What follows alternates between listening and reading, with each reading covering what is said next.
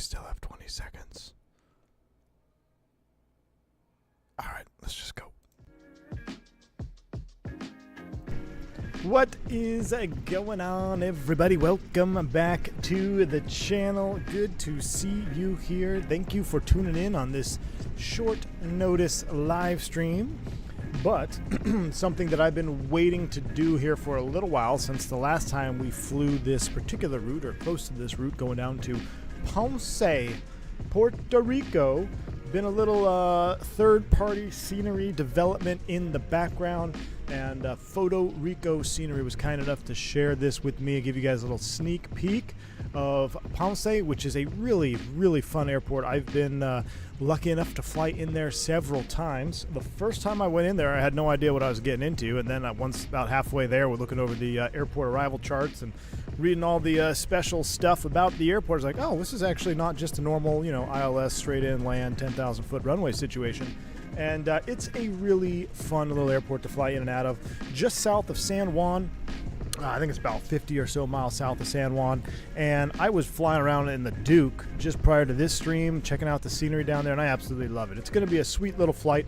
Longer cruise. I think we're blocked at a little over 2 hours of flight time this evening, so what we're going to do is we're going to fire up the old Green Dot Aviation.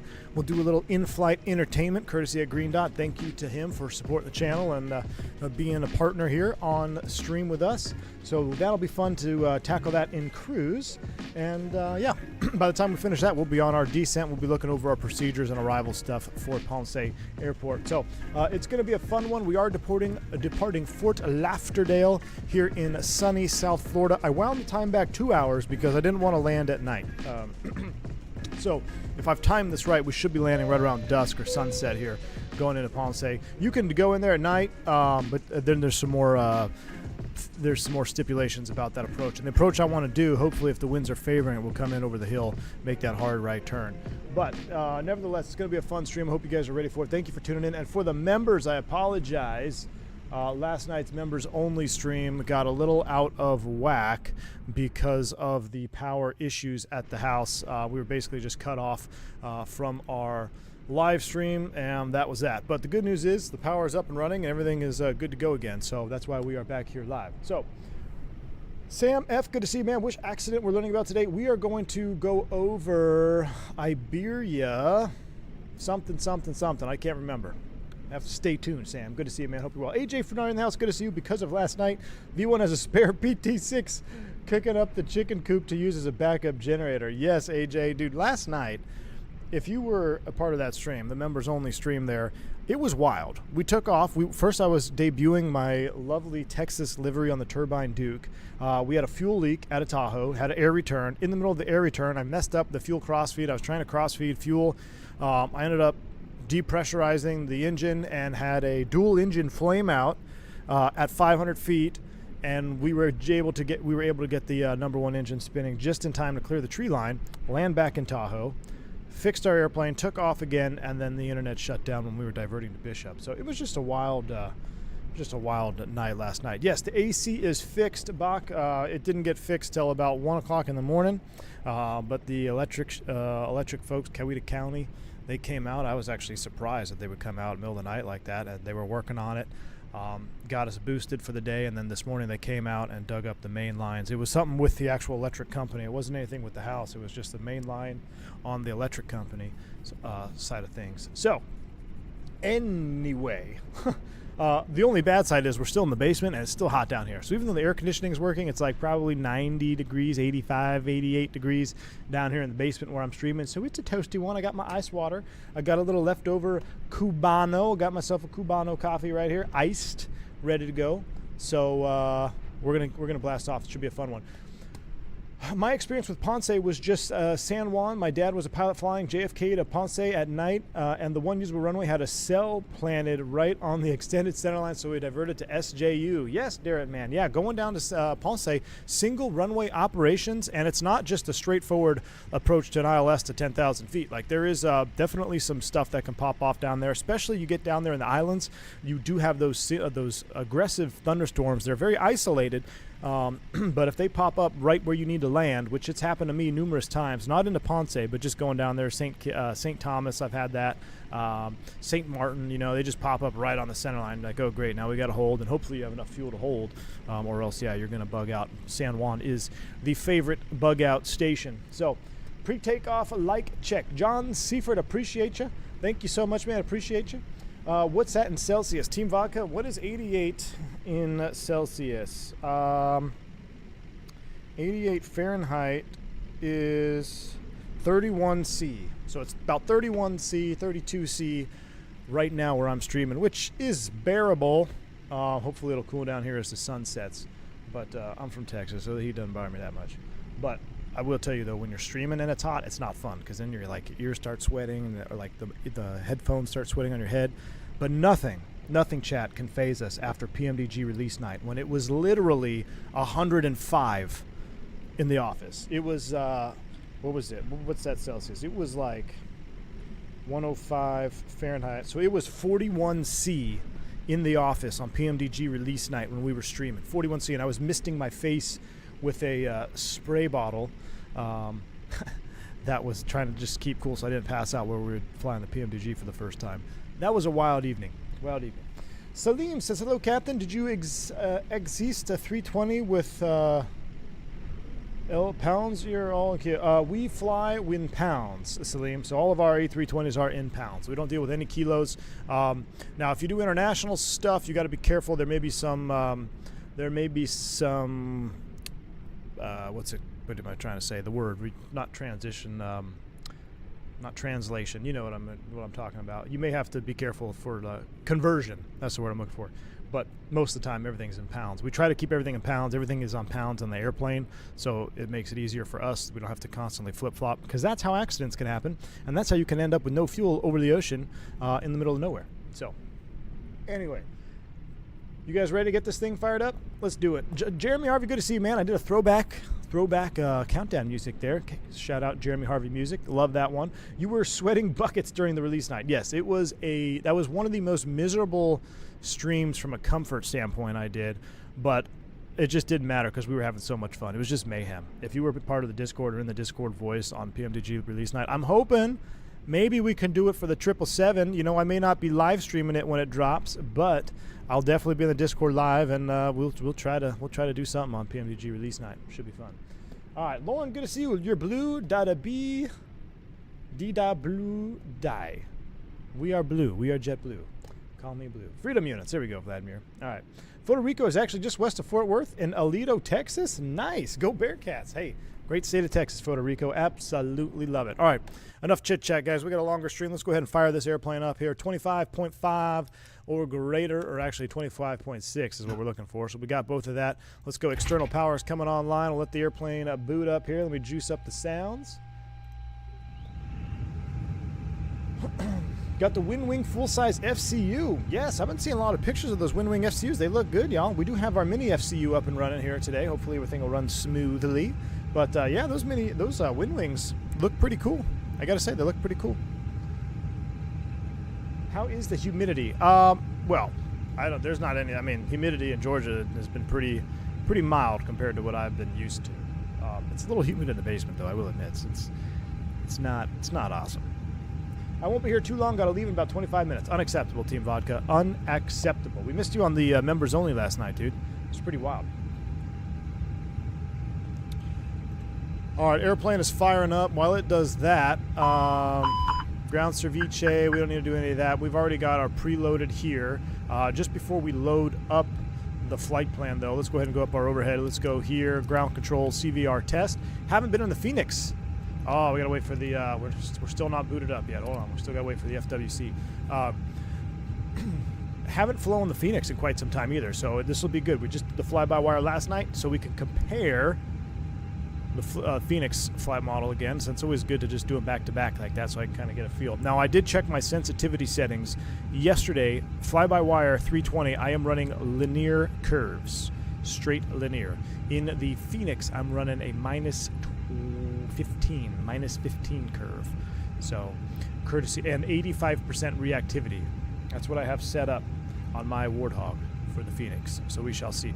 Why are you showing 1+F? Oh, because the flap lever is not 1+F. I guess I never did my actual hardware flow. That's a good thing about having the Throttletek, because you actually got to come down here and do your prelim. So real prelim, gear lever down, idle, off, off, off.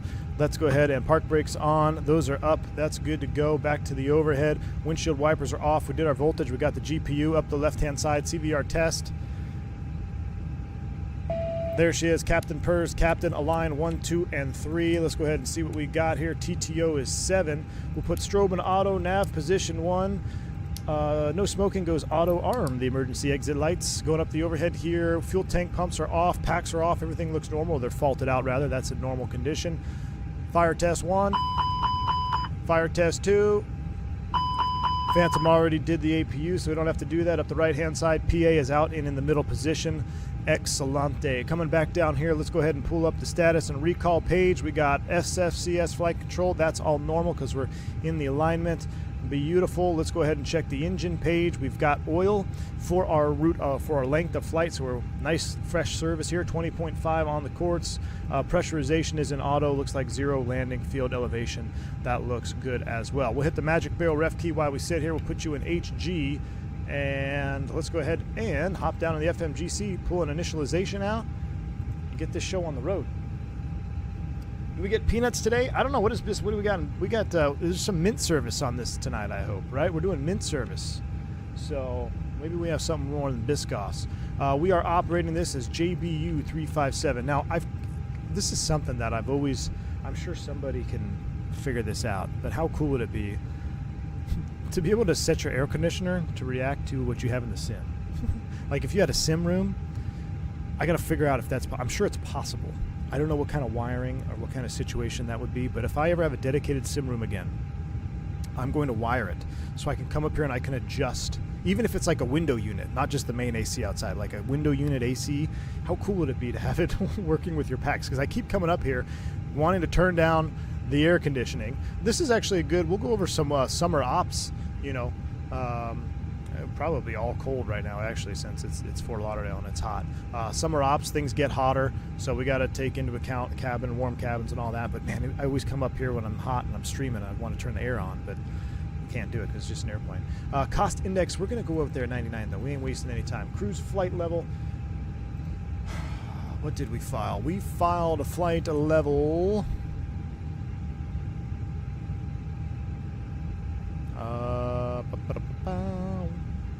Why does it not say what we filed? It's 370. And we're going east, and that's odd, so Thrustset will be happy about that. So we got the right altitude in there. All right, let's go. The winds are gusting out of the west, so I know we're going to be departing. Let's go off the ski jump, shall we? 28 right for the departure procedure. We're going to go off the Snapper 2, and we're going out to Sumac. I just want to confirm it is Sumac transition. It is the Sumac transition, so we'll throw you in there. Beautiful.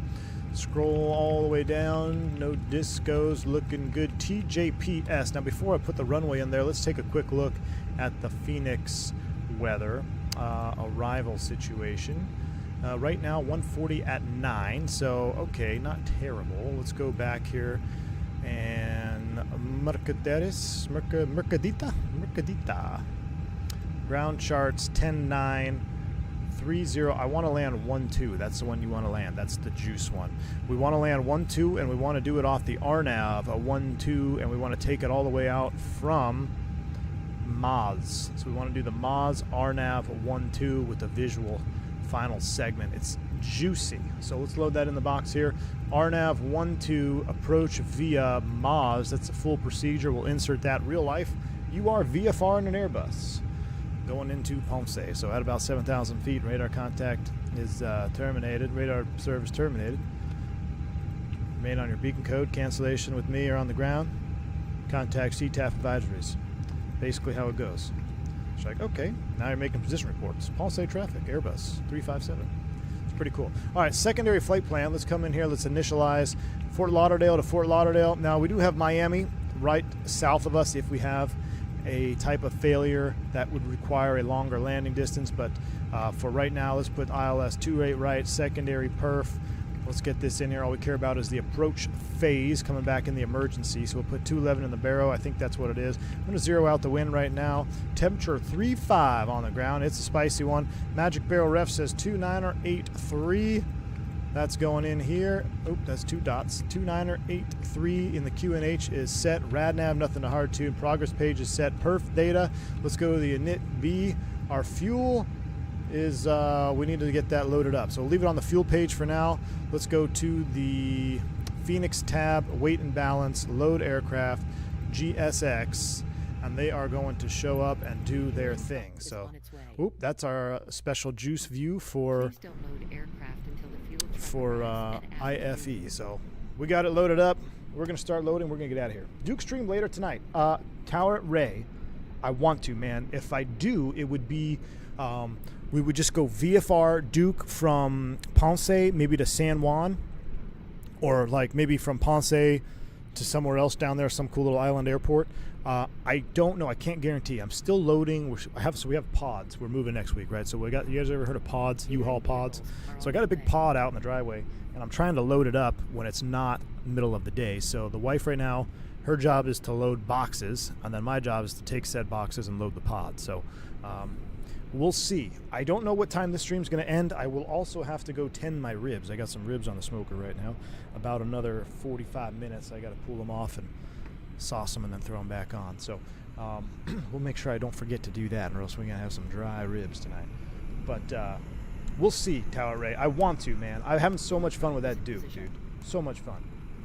I imagine some bourbon will be served tonight, Diabetic Lad. We'll see after my coffee, man. I still got my coffee right here. Key 6. Look, I didn't miss your super chat, my man. Critter 592, need immediate return to Miami. Oh my goodness. Rest in peace, Critter 592. Yes, Key 6, thanks for the $5 super chat, man. You know what? I've been itching to do a little Mad Dog flight. I just haven't had the time to sit down and refresh my memory on how to fly that airplane. So I haven't been able to schedule one. We're running out of time this week. But we may try to sneak a Mad Dog stream in. Would you guys want to see a Mad Dog stream? We'll see. Anyway, Key 6, thanks for the support, man. Appreciate you. And once we get up to cruise, we'll talk about this here in a little bit.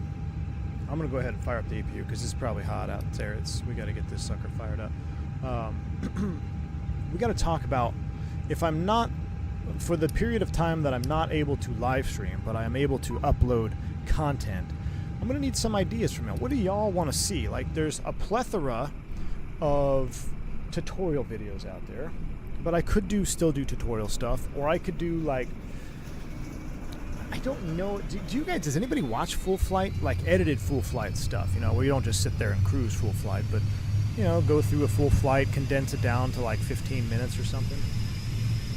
Not sure. I really want to do piston stuff. I want to do piston tutorials, Duke tutorials, PT6 turboprop series. I really want to do that, even though I know it's not going to get any views and it's going to take a heck of a lot of time. So I got to figure out how to make that beneficial, because how I did the Freight Dog piston series, I want to do the same thing to the turboprop series, because we got some good PT6 simulation in the game now. We got the TBM, we got the Duke, we got the Black Square King Air. So I would really like to do a turboprop pro series. It takes a lot of time though to make those videos.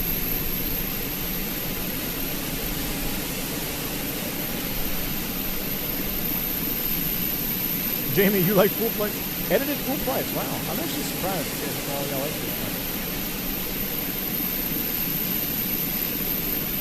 Some GA tutorials would be nice. Yes, you know, I think that would be a good idea, and I might have to do some GA stuff. I want to, because I kind of want to, I just don't want to do the same thing that everyone's always doing. You know, I think the most popular, you know, an airplane comes out, oh, here, this tutorial, that. But maybe if I can find niche parts of instruction that really aren't covered, maybe I can kind of fill the gaps. We'll see. Basic prop guide, please. I'm sometimes tempted. Oh, Fragtality wants a basic prop guide. I love props, man. I tell you what, if prop aircraft got the same amount of views as tube-liners, you would see a heck of a lot more props on this channel.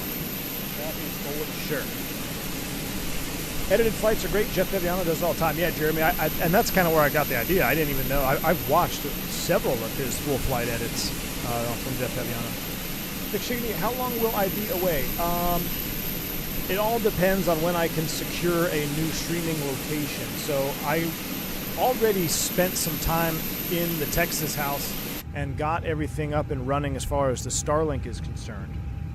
But in order to find an area to stream content, I'm not quite sure yet. So it's really unknown at this moment. All right, we're going to just set our top cruise altitude. We're going up to 370. I'm going to set this with my mini FCO. 370 is set. Now, we do have a squawk code we got to get here from the auto ATC, 2255. Let's throw that down here in the box so we don't forget, because there is center online once we get airborne a little bit further along our route. So 2255 is the beacon code. That is set on transponder 1 because I'll be flying this leg. We got another 90 seconds and we'll get the bleed on. And they'll go ahead and load up that fuel here. Did I hear ribs? Yes, you did hear ribs. Ribs are on the grill.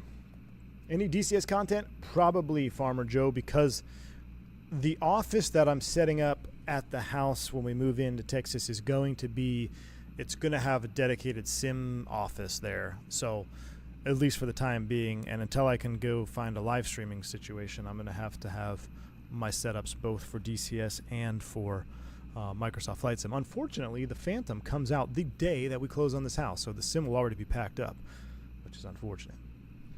I like the faller in op streams. You like the failure in op streams. Ooh, yeah. Maybe we should do some failure tutorials.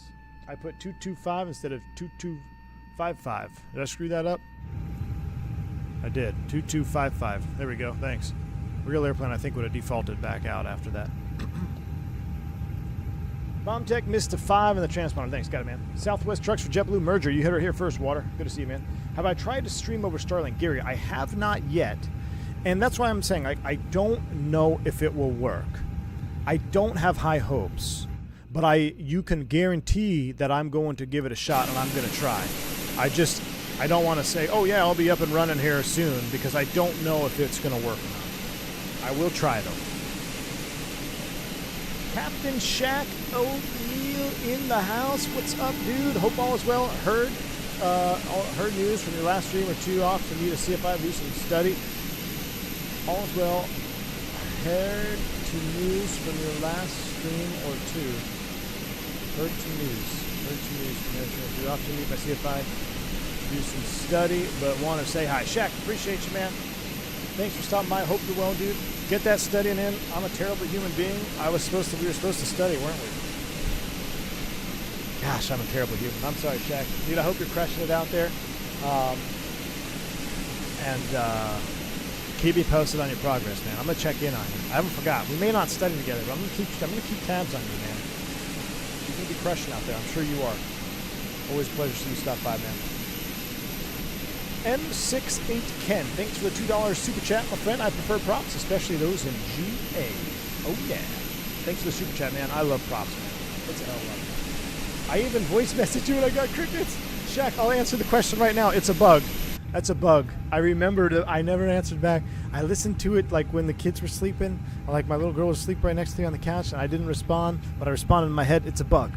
See, if it was some like game-breaking like technique, that, or like some game-breaking or like, I don't know, not game-breaking, but like some secret link that's real, I would have probably been more excited about it, but it was just a bug. So I assumed that my silence would assume that you would assume that I would say it was a bug. Yeah, man. I did listen to it. I listened to it the day you sent it to me, man. APU bleed is coming on. It's getting hot in here. Let's get the air going. Will 122.7 work this time? I think it should, Abdillah. Abdillah, good to see you, man. Hello. I think there is an updated Starlink. Yes, Al Loper, there is. It's actually a router. Well, actually, so there's two, Al Loper. You can get the upgraded dish, but they also have recently come out with the upgraded router, which has better latency, which is what I would need, because technically the speeds theoretically would be fast enough for streaming. I don't know if the latency is going to be good enough, but if I were to get the updated router, I would. The problem is the updated router is like $500. I wasn't quite sure I was going to drop that right out of the gate. We'll see, though. Albert 1. Alberto has dropped a $10 bank angle check, man. No message to it, but I appreciate the support, Alberto. Hope you're doing well, man. Again, always a pleasure to see you dropping by the streams. Thank you so much for that $10 bank angle check, my friend. Ooh, we got the Brooklyn Nets spawned in next to us. Ew. Bills Mafia. Dude, Bills Mafia going strong. Can't avoid Bills Mafia. Jets are coming for you this year, though, man. I'm telling you. Thanks for the $5 super chat. Do you think using Microsoft can create bad habits? Yes, absolutely, Bills Mafia. It can create bad habits, and it can create good habits. That is why I try to not do anything like bad habit-wise in the sim, but I also will use the sim like as we get ready for check ride stuff. If I don't fly in a while, then I get real serious. I kind of ignore the chat and I just go through the motions of what I'm supposed to do. Because I do omit a lot of things when I'm streaming instead of real world stuff. But it doesn't mean that I'm doing things incorrectly. I just omit a lot of the nuanced stuff that we don't really need to waste time on unless we're doing a check ride prep stream. But you're absolutely correct. It can create bad habits. It can create good habits. So create good habits in the sim, and it's going to help you out real world 100% of the time, man. But thanks for the $5 super chat. Appreciate you. And JETS. Jets. Sam F., have you considered moving to an area with fiber? Well, Sam, this house just got fiber, and I decided to move away from it. So I don't know, dude. I started this channel with fiber, and then I just made it hard on myself. Never flown to Palm Beach. Oliver, I have. Been a long time, man. But I have done PBI, but it's been a long time, dude. Been a long time. Team Vodka, you're out here. Take it easy, but we'll see ya. What are you using for model matching? Right now, I have no clue, my friend. I think I'm using... I'm not using the fly-by-wire one, if that means anything. I don't remember. Christy set up my model matching a while back, and that was it. We do have Fort Lauderdale Tower hopped online. Let's take a look at here. Fort Lauderdale clearance, route Snapper 2, Sumac GTK A555. That looks like ass. A555 looks like ASS. Idaho, BQN Baron Kia Taeyong, that's as filed 370, squawk 2255. Remarks, cleared Snapper 2, Sumac transition, maintain 4,000. So we're going to reset 4,000 here in the FCU. 4,000 is a bleu. We got our squawk code, 370, 10 minutes after departure. Departure frequency is 1945. So we will call tower on 19.3 for push and start. Let's prime him up here in the radio, 119.3.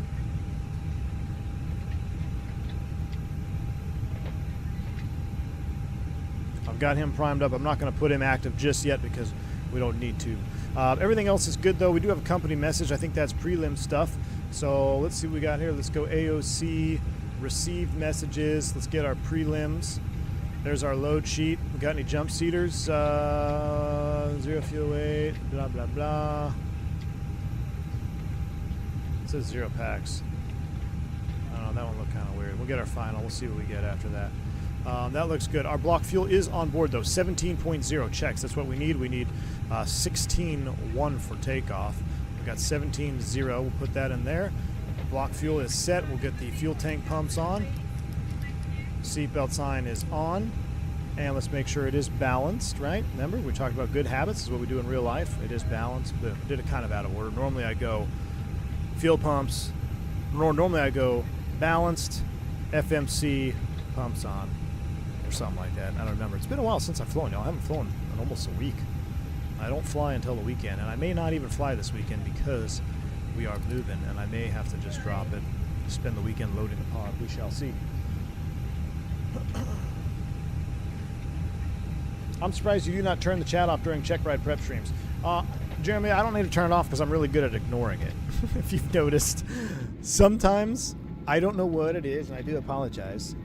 A lot of me reading the chat has to do with what your profile picture is, like the color. If it catches my eye, I read it. And some profile pictures or colors, they just get omitted, and I don't read a message the whole time from somebody, and then I go through the chat logs, and this person's like, "Why are you never reading my messages?" And I'm like, "Oh my gosh, I never even saw those," and then I feel bad. But so when I want to ignore the chat, Jeremy, I can. My problem is I try not to ignore it too much, and then I start, I'm over here reading the chat at 200 feet, and then we're floating down the runway. But yeah, it does help. I will say, if your name is green and the larger your, it's just like this is a real plug for like, oh, join the channel. If your name is green, I always do try to prioritize green names first because those are members of the channel. So I do prioritize green and blue of mods, and then I see the your badges. So like Sam, Fubar, they all have all the wings, right? So that sticks out a lot. Team Vodka sticks out a lot because he's one step from max rank. You know, it just makes it easier to read green names. And then I prioritize the gray names. So Fractality, I do apologize, my man. Probably have omitted you more than once, but it's not intentional, I can promise you that. You don't happen to be flying DFW to LA on the 28th. On the 28th. I do have a trip that weekend. That's the last weekend of the month, right? Oh no, I'm off. I'm off the last week. I go to New Orleans on Saturday the 25th, and then that's it. And I'm back to Dallas. What about the 45-degree wing? What do you mean 45-degree wing? 45-degree wing? What are we talking about? Oh, the 45. Oh, yes, I do. Yeah, that's what I'm talking about. Yeah, that one, Chris, that emoji sticks out. They all stick out like that. Now, when Kyle Lewis is very kind and gives 5 memberships and turns everybody green, you know, then it makes it more challenging. I appreciate you, Kyle Lewis. Thanks for the support, man. Very kind of you. Very, very kind. If you get a membership from Kyle Lewis, make sure you say thank you. That is kind of him to be supporting all y'all like that. Is that scuff marks? Oh, no, it's writing on the livery. Those scuff marks. We're just about loaded up, y'all. Fort Lauderdale. Look at all the jet blues over there in the, what is that, the Yankee pad, whiskey pad? I actually parked over there my last time at Fort Lauderdale. We just sat over there for almost 40 minutes. Florida is a mess in real life, for sure. Jacksonville Center, Florida ATC is some of the worst that I've ever had to deal with in my entire career flying. Like, it's just insanity. Oh my goodness, the chat is blowing up green. Goodness gracious. AJ Funari, thank you so much for the $10 gifted memberships to the channel. I'm gonna have to pause the alert box. And a Tipsy Penguin, thank you both very, very much for dropping 2 giant 10 gifted memberships to the channel. If y'all pick a membership up, all I ask is just say thank you to those fine folks that are gifting the love of Team Green here, one of us now on the V1 Nation channel. So appreciate y'all. Thank you so much, man. Abdilo, I'm going to browse the PDF once we get up to cruise as well. We'll look over the PDF. I did actually kind of look over some of it as well. And I was going to fly an E190. I was going to do a JetBlue 190 down there. I was actually going to go like Sangster to Ponce in a 190 just because I didn't want to do this full flight from Miami, but I figured, well, we'll use some green dot in flight tonight. We'll make it a little bit of a longer stream since the last couple days have been kind of messed up with my intended streaming purposes. All right. Who's making the Mercadita Airport? It's going to be Photo Rico Simulations. And again, this is a sneak peek. Not out yet, but it will be coming soon. TM. And yeah, Photo Rico Simulations is making it. All right, they're on board. That is closed. Probably cool enough there. We'll go ahead and do that. That looks good. Let's double check our cabin temps condition. Yeah, oh yeah, it's nice and cold right now. Let's go ahead and finish our weight and balance. We'll dismiss that. We'll go ahead and send that to the McDo. We'll go back here. We'll go departure perf. We're going to blast off 28 right dry. Sync the final. Force Toga. Yes, chat. Can we do packs off today, please? To get packs off, we need to be at 200 likes. So we need 100 more likes before takeoff, and then we'll go packs off. Right now, we'll run it packs on. But I would really like to sweat out the cabin with packs off, so you need to hit the like button if you want to see that. We'll sync the live weather. We'll calculate these numbers. 29, 29, 32, flap 3. Woof. Send that to McDo. All right, those numbers match. 9 minutes extra gas. That's always comforting. Perf data, 29, 29, 32. No flex, flap 3, down 0.0. Perfectly balanced. Thrust reduction, acceleration, 1,500. I think it's 1,000 out of here. I feel like 1,500 is high. We're going to change it to 1,000.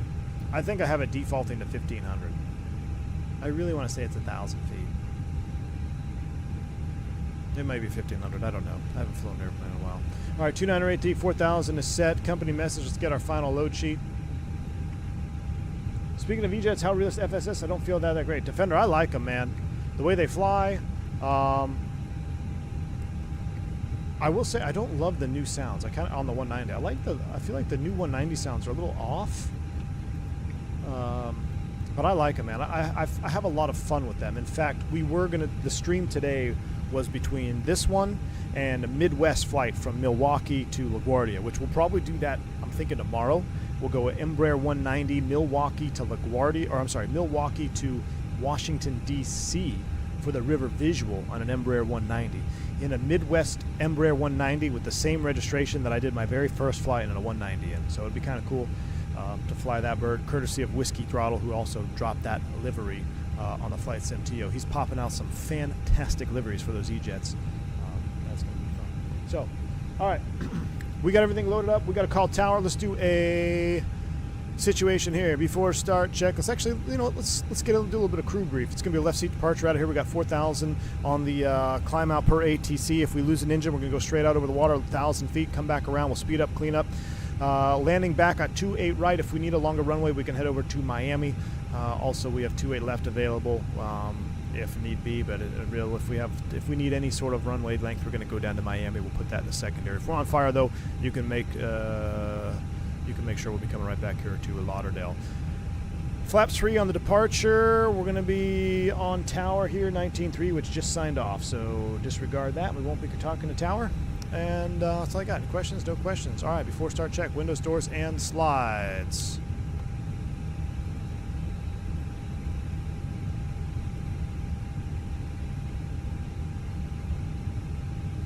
Closing on. Beacon on. Thrust levers idle. Parking brake is on. Before start check, this is complete. Tiller cam is on. It's kind of blowing out because I don't have a background because I'm in my basement. I don't have all the walls up, and we're selling the house anyway, so we don't need walls. So consider you briefed. All right, they're ready for pushback. Tower's offline, so we don't need to call them, but we should probably be on the CTAF, right? Isn't there like some CTAF thing now you got to do with this nonsense? I don't know why we can't just use freaking 22.8. Don't ask me. Well, let's find the proper CTAF frequency here. Let's make it more complicated than it needs to be. Tower. So which tower are you supposed to use? If you don't know what the CTAF is, do you use 19.3 or 20.2? Because it doesn't say if you're using North Tower or South Tower. I guess we use 19.3 so we don't get walloped. 119.3 is in the box.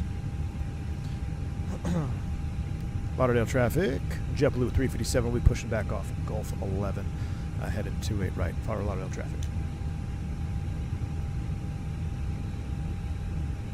No, a tipsy pack one, I did not.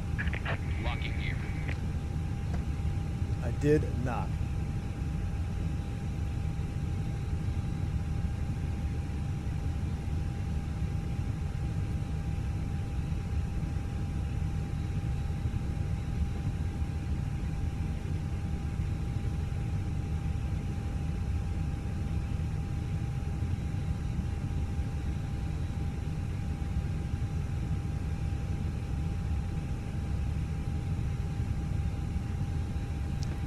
All right, we need to go nose left, tail right. Release parking brakes. All right, cocked around, brakes release, clear to push. Commencing push. All engines clear. Start at will. Right.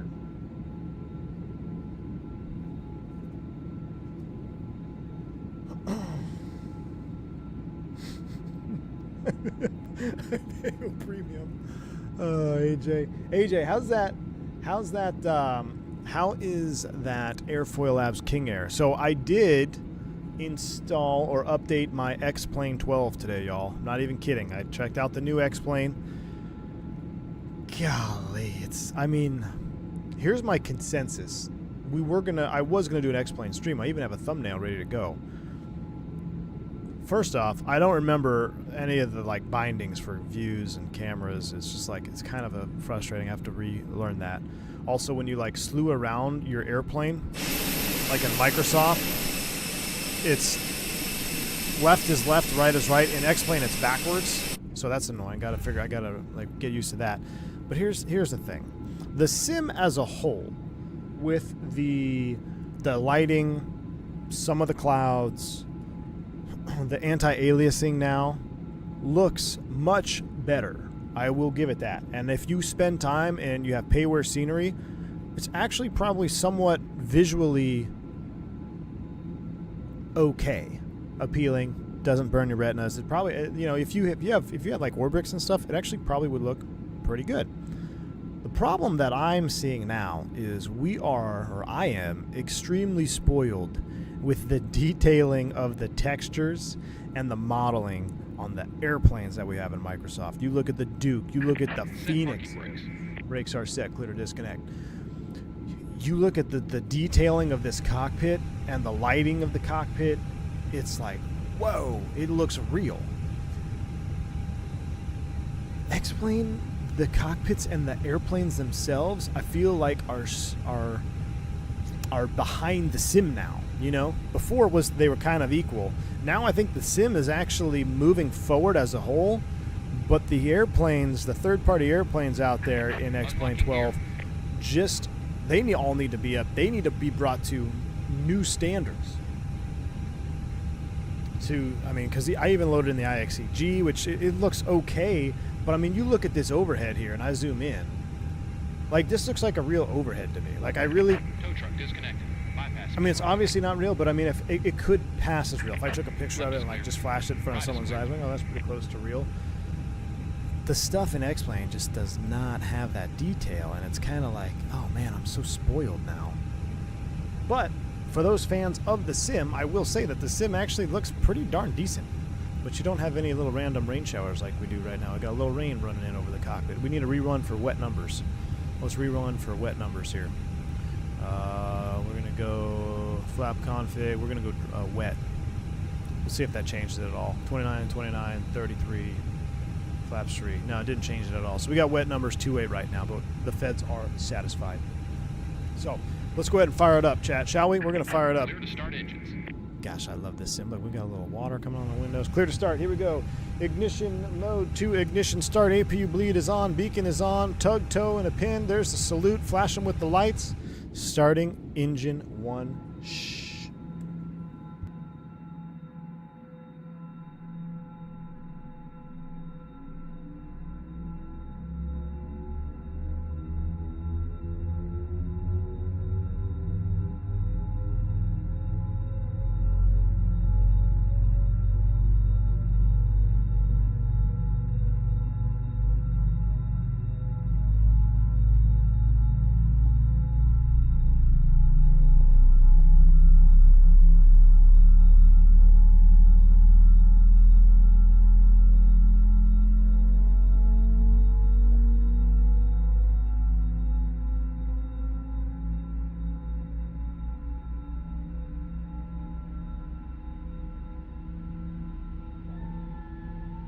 I mean, that's pretty clean, y'all. That's pretty clean on the startup.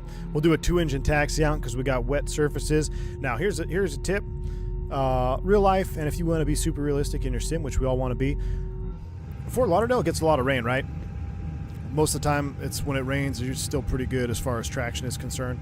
But some of the worst conditions for slick taxiways are when you get exactly what we just witnessed. We pushed back from the gate, and we had just a light drizzle for a moment. So all that happens is all the oil and stuff that's on the taxiways, it just got wet and slick, and it's got to dry out now. If it gives heavy rain, it would all wash off, and you got groove surfaces, and it's not that bad. But that real light sprinkling of water can really make things slick, especially the paint markings themselves. So if you're making a 90-degree turn on the paint, you will skid that nose wheel out in the Airbus if you're not careful. So just keep that in mind if you want to be super realistic and you push back and get a little bit of rain down there. Go 2-engine taxi. There we go, start 2. Flying cheese, I'm right there with you, man. It was hard to remember all the old bindings.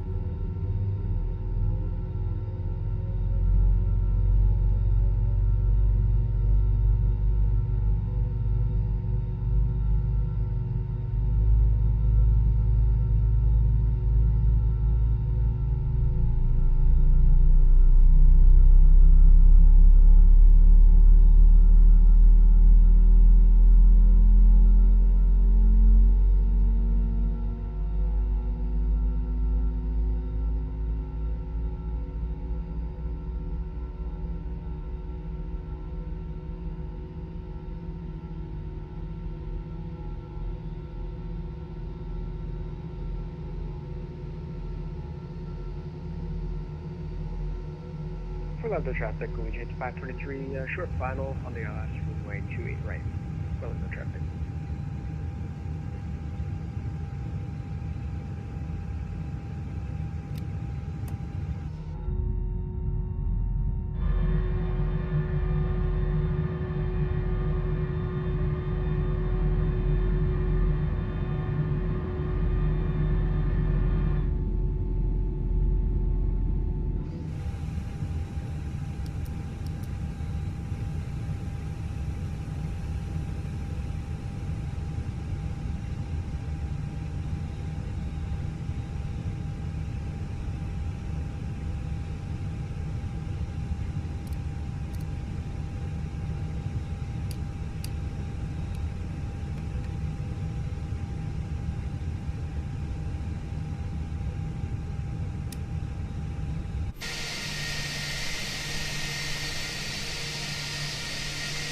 Oh my gosh, I was just speaking.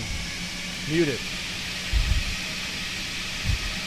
Sunny147, thank you so much, man. Appreciate you for the 5 gifted memberships. If you pick up a membership from Sunny147, make sure you say thank you. Sorry about that, Sony. I was saying a bunch of nice things about you, but my microphone was muted. Did our flight control checks. We did all that. We're ready to go out to Ponce. I guess I got to make another radio call here. Lauderdale traffic, JetBlue 357. We're going to taxi 28 right, Tango 8, Tango, Lauderdale. Foam is going to get me again, chat. I'm going to take out some taxiway lights here. Why does the Phoenix give out flaps 3 like candy? Because it is the way that the perf data is set up to run. There are numerous ways to calculate V speeds, or numerous calculations that will prioritize certain things. And the way that the Phoenix team has designed their EFB is topple limiting, so you're probably always going to get a flap 3. Not always, but it's very common. And, you know, we're going out over the water. We haven't done a flap 3 in a while, so we'll just send it with a flap 3. But that is one of the reasons why.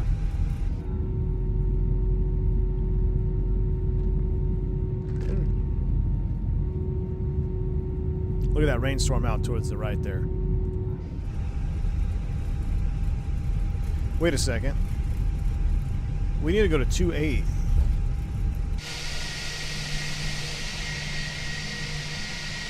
We gotta land 28, right? Hold on. I was taxiing to 10 right. Let's go ahead and stop here at Tango 8, short of Quebec. Let's figure out what we gotta do here. What's that windsock doing over there? Yeah, it is 28. That's what we planned. I thought so. So let's make the left here. Tango 8, 28 left. Oh, 28 right. Oh, jeez. We'll do a runway change. JetBlue 357 got a runway change for you. Make the left turn there, Quebec taxi 28 left full lane. All right, 28 left full lane, JetBlue 357. We're gonna redo our numbers when we get up here. It's fine. This is real world stuff. I don't like the cell that's off the right hand side, so we're gonna go 28 left.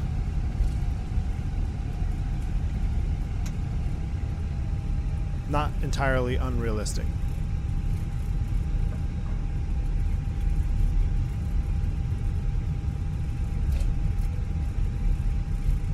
Bruner profile. I don't have a Bruner for this airplane, my man. Don't have a Bruner for this. London traffic, Allegiant 523, vacated runway 28 right, taxi ramp by Bravo, Quebec, Charlie Tango, Allegiant 523. Allegiant. Alley Giant. Taxiing out. All right, up the hill here. It's not this aggressive. This is the Latin VFR Lauderdale. It's not perfect. Let's be careful here as we do our off-roading. Oh, for the Turbine Duke, Wing Commander, I did upload it to the cloud, my man. It is up there. It's uploaded to the cloud. I uploaded Piston Duke and Turbine Duke, very similar profiles. Basically just tweak the vibrations. It should be on the cloud, though. Oof. Nothing like needing 50% thrust to get up this hill here.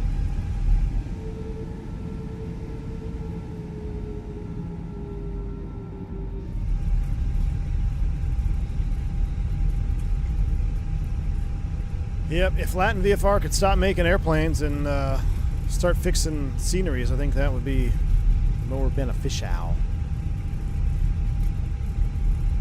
I would rather spend $10 to fix Fort Lauderdale if it was perfect than buy the Latin VFR 340 default. I mean, the problem with the Latin VFR 340 is it is a default Azobo 320. Like, come on, man. I mean, I get it.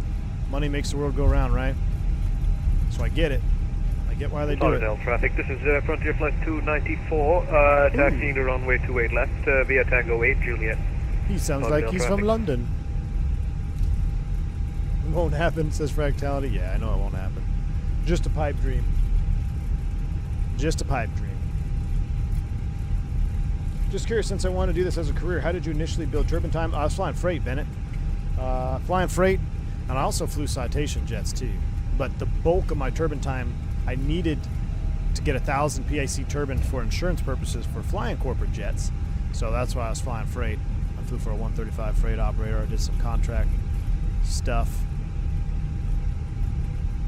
But yeah. Back in my day when you had to build flight time. No money in fixing what you already sold. You're absolutely right, BombTech. You are 110% correct. Someone said that we all thought Latin VFR needs to stop making mid-tier planes and improve their sceneries. Yeah, but like BombTech said, nonstop ET, is that there is no money in fixing sceneries and giving you a free update. But I mean, they could even charge for updates, which would suck. But I mean, if it was worth it, it would be. Yeah, I don't know. The problem is the Xbox community, because they just want to fly anything. So if the Xbox community just wants to fly anything, that's the easiest way to make money. And it's really not that hard of a concept. If you understand that money makes the world go round, and that's everybody's priority, except Phoenix, I think, then it really makes a lot of sense that they're doing what they're doing. It's just unfortunate, you know? V1, that's the worst British accent I've heard. Dougal, have you seen Forgetting Sarah Marshall? It's a reference from Forgetting Sarah Marshall, where there's like the surfer dude. I think it's Paul. Is it Paul Rudd or Chris Rudd? I can't remember his first name. And they're on the beach, and he's making fun of the British guy, and he's like, "You sound like you're from London." You got to watch it if you haven't. It's a good movie, Dougal. Good to see you, man. Hope you're all well. Real quick, y'all, we did have a runway change. JetBlue 357, 28 left, line of point. No, we need a minute here. We got to change our runway. JetBlue 357, roger. Let me know when you're ready. Okay, here we go. Flight plan. This is good real-world stuff here. Departure. We're going to change runways 28 left. We are going to make sure we have the right SID as well. We're still on the Snapper 2. We're going out to Sumac. Insert that. Check for discos, because if you had an airway to a waypoint link, like right here, you will have a disco. So let's clear that disco out. We'll insert that. We'll clean that up. Go through the rest of our flight plan. Barranquilla all looks good for the RNAV 12 into St. Paul Ponce. Now we need to rerun our numbers here. So we're going to go 28 left, wet surface, sync final load sheet. Did we hit 200 likes? Did we hit 200 likes? We did not. So we are doing packs on takeoff because y'all are super lame. So we're going to do packs on. We'll sync the live weather again. We'll recalculate. Sony gifted 5 more memberships to the channel. Sonny 147, I appreciate you. Thank you so much. A total of 10 gifted memberships now. Very kind of you. I do appreciate the support, Sonny. All right, our new speeds are in the box. We're doing 19, 29, 33, flap 3, no flex, packs on, because we've got the lame crowd in chat today, huh? That's all right. 4,000 is set. Let's redo our takeoff config. Check, normal. Let's get out of here. Lauderdale traffic, JetBlue 357 departing runway 28 left on the Snapper, Lauderdale traffic. Here we go. Let's light them up.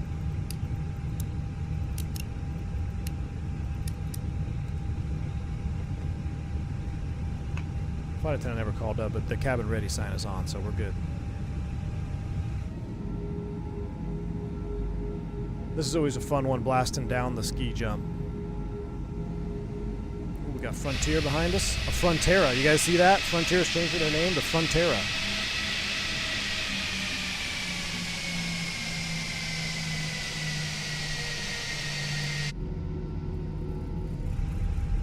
We need to do the wing view lineup challenge.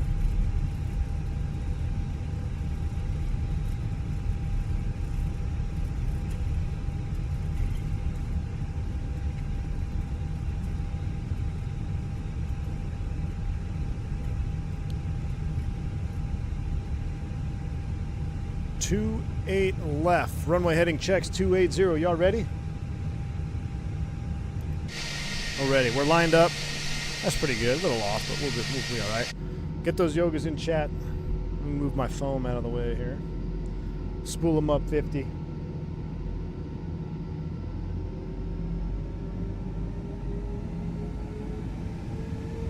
Yoga.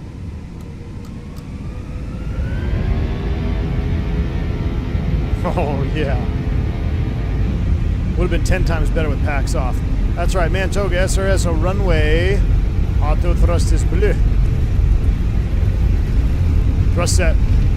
Now, this is kind of suspect on this scenery here because it's not that bumpy in real life. 100 knots, check. Down we go. V1. Oh my gosh, rotate. Positive rate. Gear up. Man, felt weird. We're navigating. Traffic, this is Frontier Flight 294, lining up Fly now with runway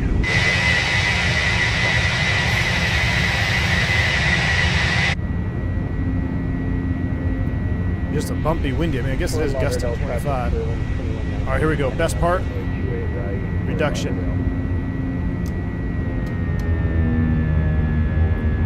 Oh, yeah, that is so awesome. All right, we're at thrust, climb, navin. Right-hand turn. We're above SB. Let's go ahead and select flaps 1.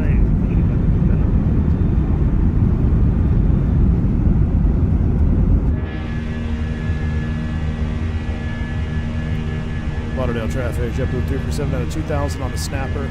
Out to the east. Last call, Lauderdale traffic. Fort Lauderdale traffic, Fairwing 2119, taking off runway 28 right for the Air 1 departure, Fort Lauderdale 2119. All right, there's SB. Traffic, this is Flap 0. Frontier Flight 294, departing now, runway 28 left. Snapper 2. Look at those rain shafts out there, huh? That's so awesome. Look at that. That is Florida, y'all. That is 110% Florida right now. That's the other part of this sim that's just like so alive. The whole simulator is alive. Never disarm the speed brakes. 3 for 4, we'll keep it climbing. No ATC online. Let's spin it up to 370. 370 with thrust climb, nav, 370 is blue. Kind of like this flight plan. It's going to take us right around these downdrafts here.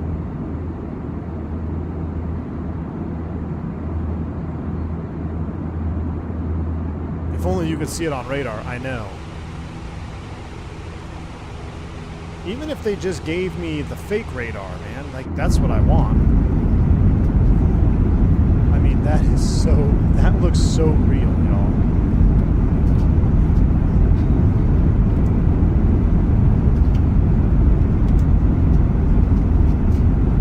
I mean, that is so awesome. Double rainbow. All right, we need a harder bank angle. Check to the right. Double rainbow.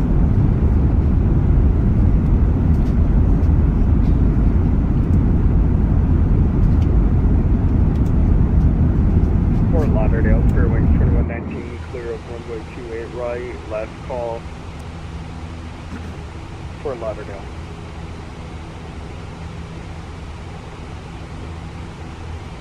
Go through some rain shafts here. Probably real life. Call flight attendants. Go ahead. This is Frontier Flight 294. Let's go ahead and we'll just stay seated here. I'll ding you at 10 and I'll call you back in about 10 minutes. All right, we'll stay seated. Thank you.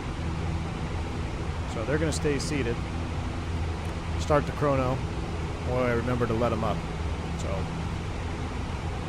just because we got some of this low level, but it's definitely got some rain in it here. Oh, look at this. Might be a little choppy for the flight attendants to stand up.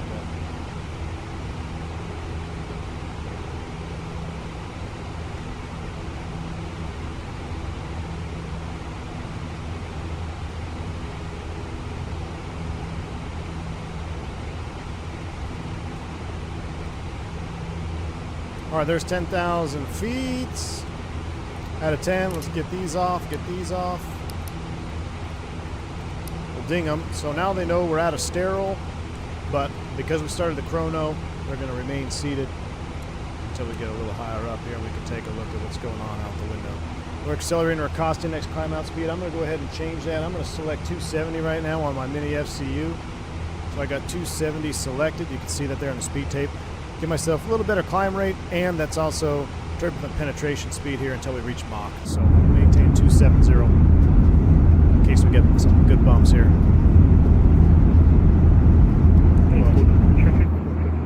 What a stellar departure. What an absolute stellar departure. Ooh, yeah. Tango and Bravo. GoPro view here. We're coming up right on the tops. Very familiar with that Florida weather. Key 6, isn't it spot on, man? Like, this is Florida 100% simulation. It's beautiful. JetBlue 357, proceed direct snapper. Direct snapper, JetBlue 357.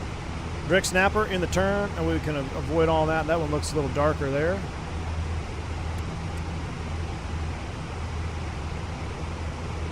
I like flying towards blue sky. Blue is good. Gray is not.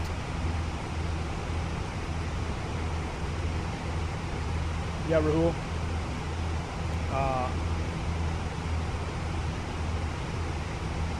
I'm with you, man. All right, there we are, 14-1. We'll get above this cloud here, and then we'll release the cabin crew. Since we don't have any weather radar, I'm going to put my terrain on ND up. I would do this anyway if there was nothing painting, because I kind of want to see when we're feet wet. I want to see where our possible land diversions are. Turn the brightness down on that.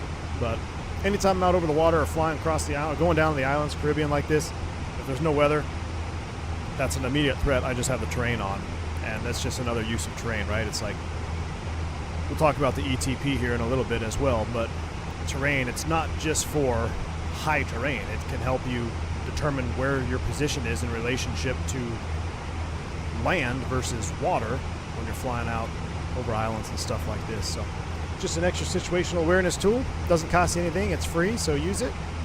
I think we're pretty much squared up here. We'll go AP1 is on. We'll go live cam. Turn that music off. And we'll go ahead and manage speed there on our mini FCU. Looks like our cost index climb out speed is going to be 320 knots. I think it's going to be smooth here. Let's take a look at our wingtips. Yeah, it's nice and smooth. So we'll go ahead and call the flight attendants back here real quick. Do a forward call. Hello? Right, should be good to get up now. All right, thanks, Captain. See you. All right, they're good. They're good. Flight attendants have been released. Reset the chrono. We're climbing on up to 370. Let's come down here and take care of our flight plan.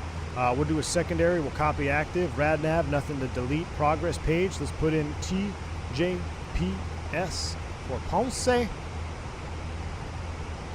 What's our estimated arrival time? 22:29 Zulu. Time now, sim time is 20:32, so just under 2 hours exactly, which should be pretty good because the sim is at 4:30. Oh gosh, I have to go take the ribs off too. I don't remember that. So it's 4:30. Perfect. 5:36. It actually might be a little dark. We might have to wind it back. We'll see. I see 3 more flights coming in. I'll be on 22.9 at Ponce. 22.7 is not doing it today. Abdilo, no worries, man. 22.9er for Ponce. I'm going to put 22.8 in there, and I'll put 22.9er just in the backup because we have it ready to go. It's a little bit early. But Abdilo, I'll be awaiting your CTAF advisories. We'll talk about that up in cruise as well as we get ready for our descent prep. But longer flight like this, we can finally sit back and chill a little bit. We're going to do our Green Dot Aviation in-flight entertainment, so I highly recommend you stick around for that if you haven't seen that before. Magic Barrel Ref Key, STDs for you, me, and Abdilo. We're all set. 3 STDs. We'll keep on climbing up here. Say goodbye to Florida. Banner isn't working. Go figure. With the Phoenix, man. The banner does not work with the Phoenix. I don't know why. I'll restart it. What is your author name on Bruno? I can't see anything uploaded recently on Wing Commander. It should just be V1 Sim.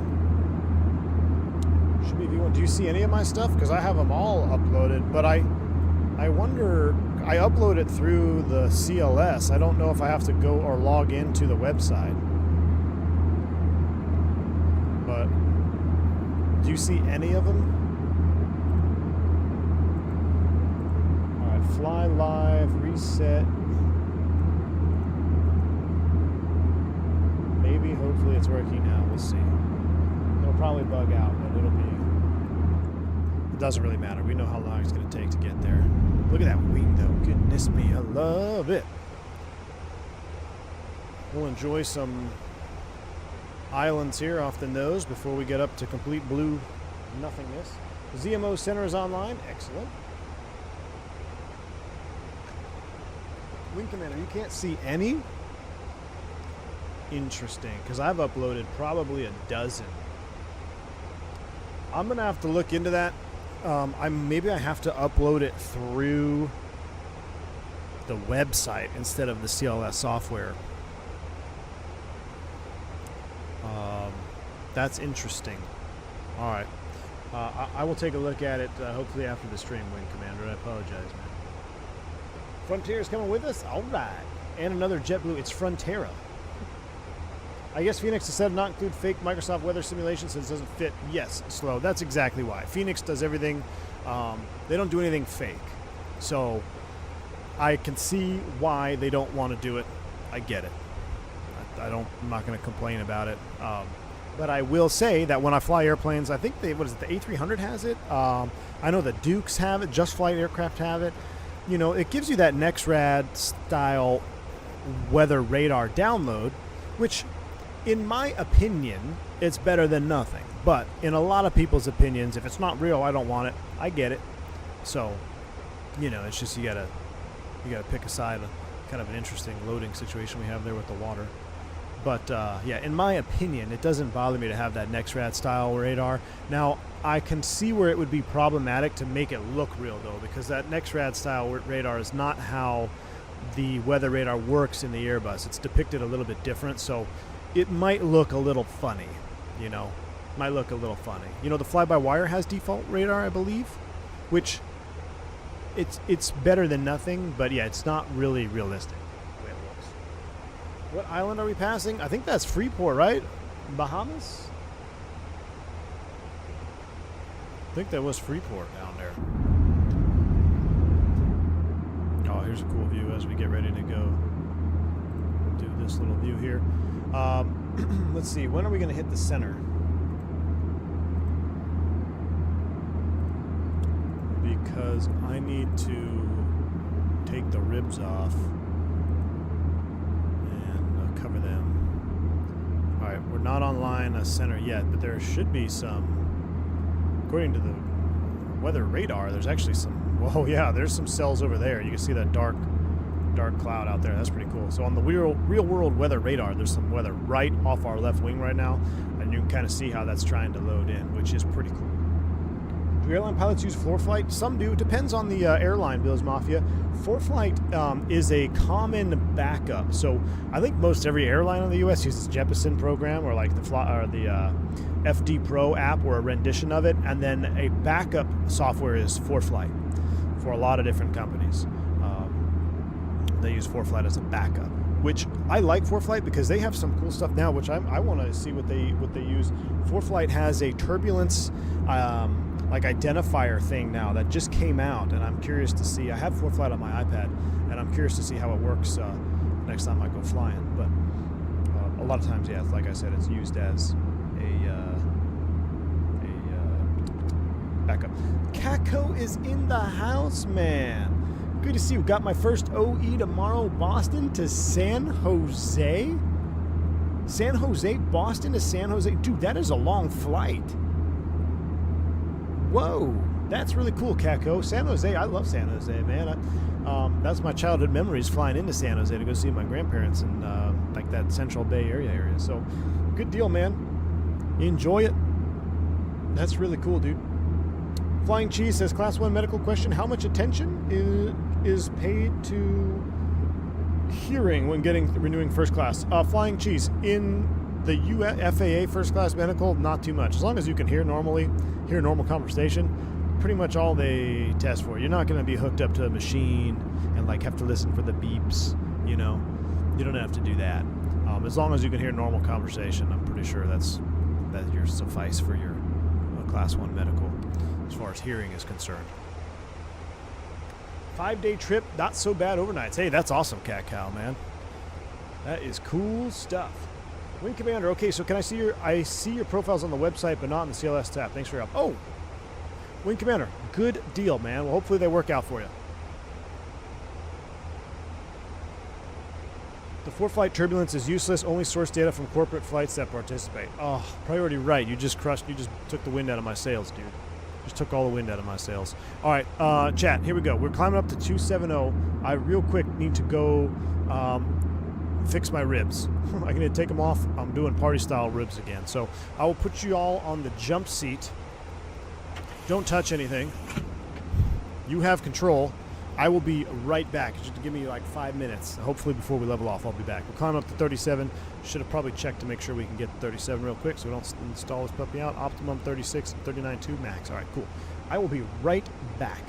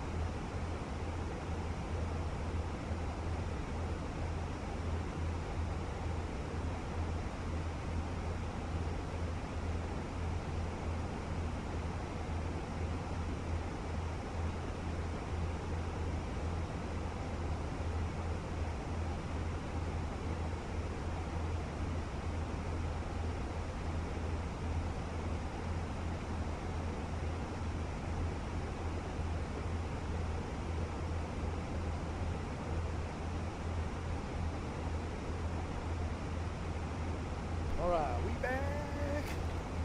We back. We back. We back. We back. We back. How we doing? See?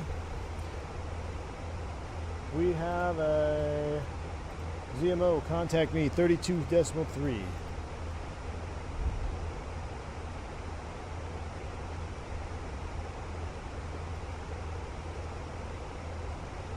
.32.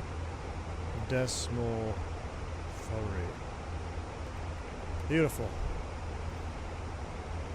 Center, good afternoon. JetBlue 357-34, comment flight level 370.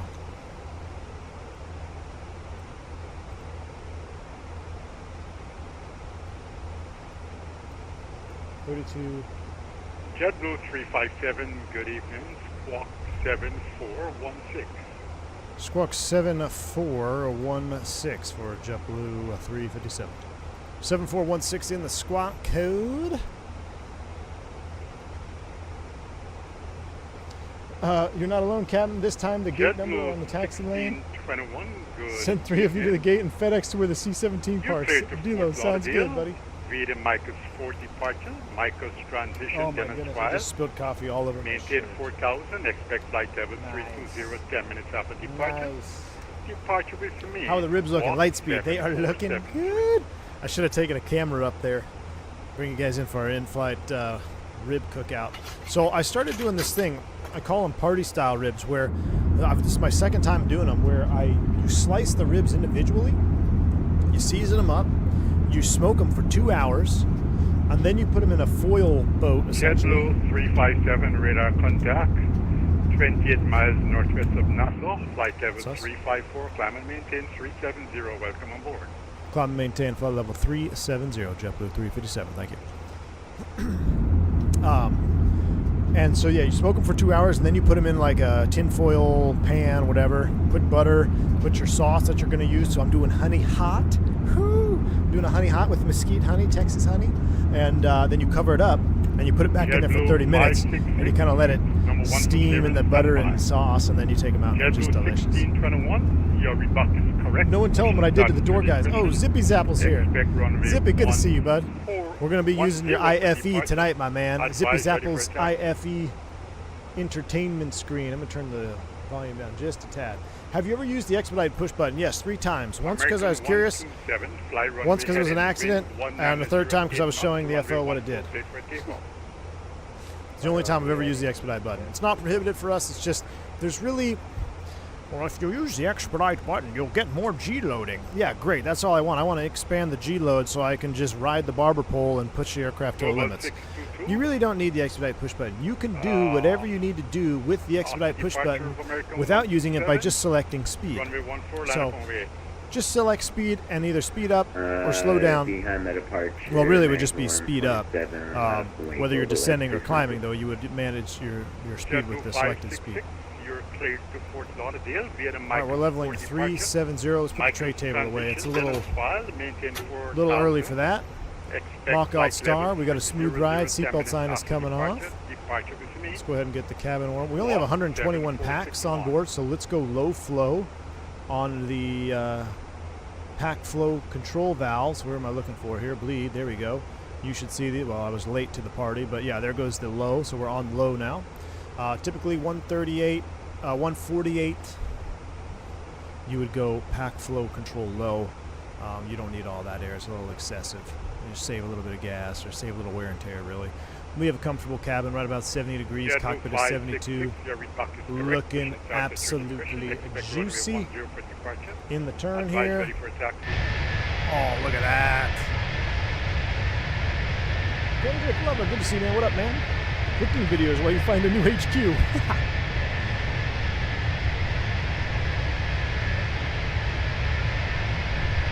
Take the ribs out of the foil after 30 minutes and put them on a hot grill to caramelize the sauce. Oh, yes, Bomb Tech. That's what I am. I do remember, so on this method. So I'm going to have them 30 minutes in the foil thing, in the tin foil pan, whatever. And then this time I'm going to take them out, and I'm going to put them on at 350 for like 10 minutes to caramelize it. Because, yes, that was one thing that on the last time, this is only my second time doing it. The first time I did it, I I didn't say I missed that crust, but I felt like it could have been better if I let them sit out a little while on the grill grates hot. So that's what I am going to do this time. So we're going to do 30 minutes, and instead of 350, I did it at like 315. So a little less heat while they're basting in the sauces, and then I'm going to crank that sucky up 350. I'll put them on there for 10 minutes, and then they're going to be good. When's the next podcast? Kyle Ferris. Well, if you tuned in last night, the universe just did not want us to do the members only situation. Just did not want us to do that. Looks like we're going to be in the center pretty much all the way down to almost to the end of our flight. Yeah, so pretty much the whole way there, which is cool. So we'll make sure. I don't think we'll have any frequency changes though. So we got 32.3 on. That looks good. Look at that view though. I call that the 3-2-1 method. Heck yeah. Keep it simple, stupid. I like that method too. What kind of grill smoker? Flying cheese. I'm using a Camp Chef Woodwind Pro right now. I'm not going 7.67. Which it's I've only had it for about a year and I really like it. Squawk 7.67. I changed it from, I had the Camp Chef SG24, which I almost liked better for the slide to grill because I could get that sucker hot. And you could go direct heat with the SG24. With the Woodwind Pro, it's almost a pure smoker. Like you can't get direct heat, so you have to use either a gas burner on the side or something if you really want to get that sizzle. It's the only downside, but it makes up for that if you do long smokes like briskets, pork butts, things like that. I mean, it's almost like cooking on a offset wood smoker because I've had my fair share of those. I'm from Texas, man. I used to make my own freaking charcoal. So, it burns real wood in the Woodwind Pro. That's what's really cool about it. Like you are burning real wood. Anyway, making me hungry. Green dot today. Yes, Lightspeed. We're gonna do it. Cheater grills. Grills should not plug in. Look, flying cheese. I was a purist, man. I was a purist. But once I tried the Camp Chef, the ease of use, my man. The ease of use just blew me away. Tower Ray says, you flew the Navajo 99. Do you fly any other twin props? Yes. King Air 200, C90, and Chieftain.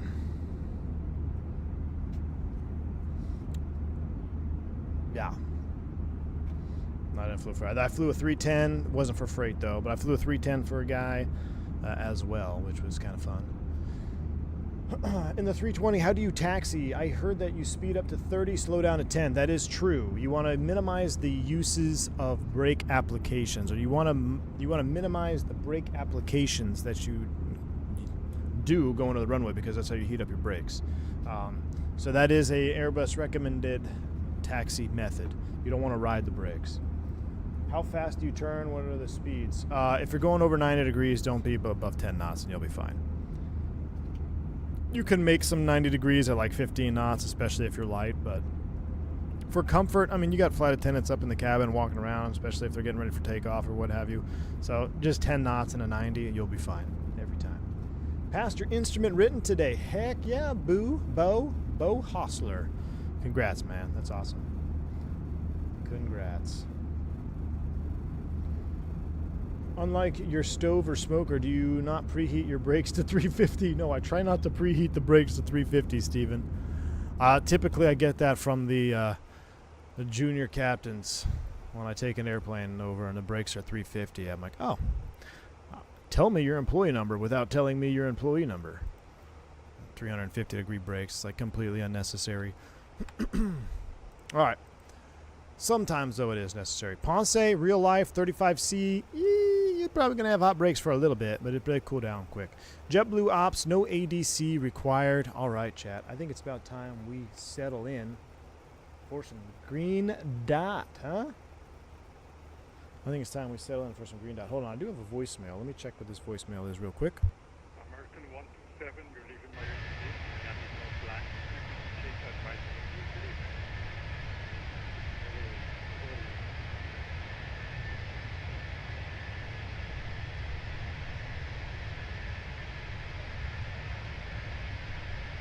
Spam, spam, spam. So much spam these days, y'all.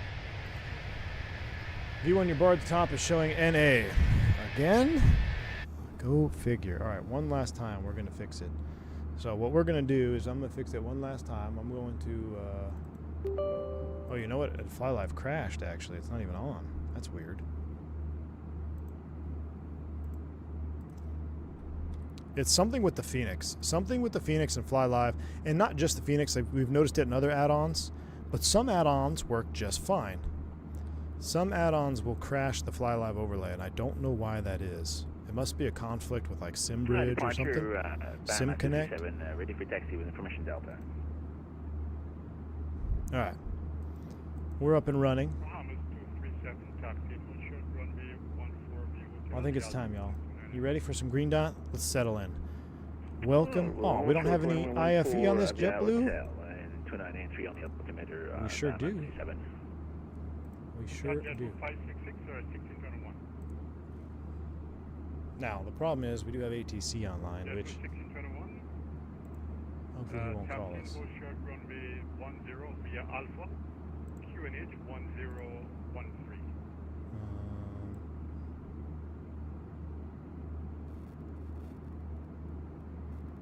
I'm going to mute ATC for now. Hopefully he doesn't call us. I'll leave it on one. Let's see. Let me get the sounds up for green dot. Thoughts on using a rotating camera mount on top of fuselage for weather threats? Next round training again. Rahul, the problem with that is you really, like, visuals can be deceiving too, though. That's the thing. You really need some type of radar to see into the cells, because you could have just some light rain that doesn't look bad, but it's actually masking an embedded thunderstorm. So you really need the radar. I see where you're going with like a camera. Oh, you can look around and see, but it's just not going to be as beneficial as you might think. You know, it's just because weather can be really deceiving, you know, good and bad. You know, you can fly into some stuff that looks nasty, but then it's just smooth ride. I've flown into red, like some of the new RDR 4000 radars, they'll paint, there's like a certain type of rain. It's like a heavy misting rain will show amber and almost red on the RDR 4000 on the default sensitivity, and you fly through it and it'd be perfectly smooth. So you kind of have to know your sensitivities and stuff when you're using those radars too. But it can be deceiving. You know, you look out the window and you see rain. Is that going to be bad? Is it not going to be bad? You're talking about inadvertent VFR to IMC that a fatigue pilot might be susceptible to. Well, if you're fatigued, you shouldn't be flying, right? So you got to do the I'm safe checklist first. You got to make sure that you are in a condition to fly. So now let's see. I hope this ATC is not going to be too distracting. Confidentiality QNH 1013. What would happen if you tail strike?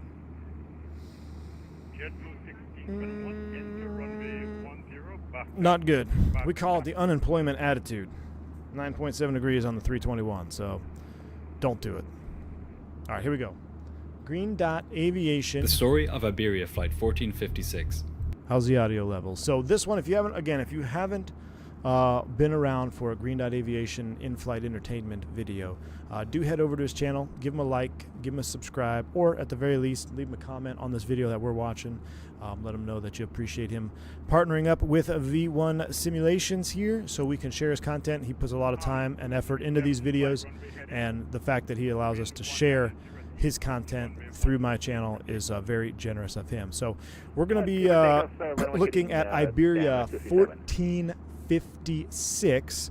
This is an Airbus episode that I vaguely remember, but being completely honest with you, I don't remember the last time I watched this one, and I don't really remember what happened. I know it was something with autopilot and flight control logic, so it'll be interesting to go through this together, and maybe I can interject some of my thoughts and insights on what went down with this crew. But this is Iberia Flight 1456, courtesy of Green Dot Aviation. Let's get into it. Is a strange one. It's unsettling. It ends with two pilots battling for control of their deranged jet in what could very well be the final seconds of their lives. But to understand how the story even got there, we have to start even before takeoff. like Microsoft Flight Sim right there. Spurious Polish. Next time we fly the 7-4, we'll do that one. The story of Flight 1456 began on a cold winter's night in the year 2001. 136 passengers boarded a brand new Airbus A320 at the gate in Barcelona. They were bound for Bilbao in the north of Spain, just under an hour away. There were 4 flight attendants on board. Up front in the cockpit, readying the aircraft for departure, were 3 pilots. 136 passengers, 4 flight attendants, and 3 pilots. 143 occupants in total. Except there was, in a sense, someone else on board. Humming away in the dark space beneath the cockpit was the 144th occupant, the computerized brain of the Airbus A320. Dun dun dun! Even nowadays, but certainly in 2001, the Airbus A320 was a state-of-the-art aircraft. It could have jumped straight out of the screen of a science fiction movie. A special feature of the aircraft is its fly-by-wire technology. That's a good point. So you got to remember, like, here we are in 2024. You know, like, oh, the Airbus isn't all that automated. In 2001, this was like science fiction type stuff with the fly-by-wire. I've talked to family friends that were flying Airbuses when they came out in 2001. I'm one of my closest captain mentors. He was part of the first Northwest deliveries of the Airbus. He actually taught the Airbus at Northwest, and it was like it was crazy at the time. So while you can train and you can read what Airbus says and you can read all the documents, the Airbus as an aircraft itself, especially this 320 series, in my opinion, you need more time on this airplane than any other conventional airplane to get comfortable with what is actually happening. It's not that you're unsafe, it's just that if I were to say, hey, the Embraer 170, after 300, 400 hours on the airplane, you're going to be fairly confident with all aspects of the aircraft. If I look at the 320, I say you really need about 800 to 1,000 hours before you really are dialed into what the airplane is doing at all different phases of flight. So that's what I mean when I say you almost need more stick time on the 320 series. And I mean, I haven't flown all the airplanes in the world. I don't even have that many type ratings, but just in the different aircraft that I have flown, I feel like the 320 is the one that has taken the most time in the seat to really get comfortable, because you truly do not know what you do not know until it happens to you. And you can read all the books you want, you can read all the material that you get out of training, but until you see it in real time, it's when it clicks. There we go. On a traditional aircraft, like the Boeing 737, when the pilots move their control columns, they're pulling on physical cables, which are directly connected to the flight control surfaces on the wings and the tailplane. On the Airbus A320, no such cables exist. Rather, when pilots move their side sticks, electrical signals are sent to no less than 5 onboard computers, whose outputs are then fed to actuators in the wings and tailplane, which move the control surfaces. This is known as fly-by-wire, because electrical wiring and not cables and pulleys move the flight controls. A key Real quick to interject there. So a lot of people think that, oh, like the 737 is just straight up cables and pulleys. While yes, it is, technically, in normal flight, those cables and pulleys are still going to hydraulic actuators.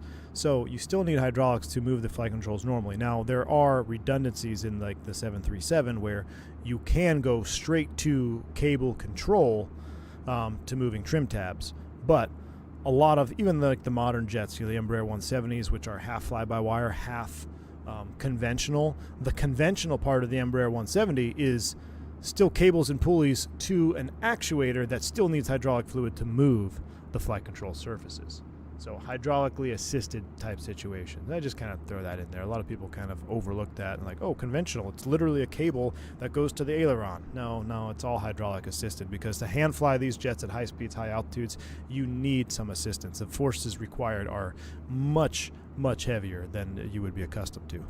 The advantage of fly-by-wire is that every movement that the pilots make on their side sticks is checked by the computers to ensure that it is within safe limits. The computers do not let the pilots put their aircraft into a position which could cause a loss of control.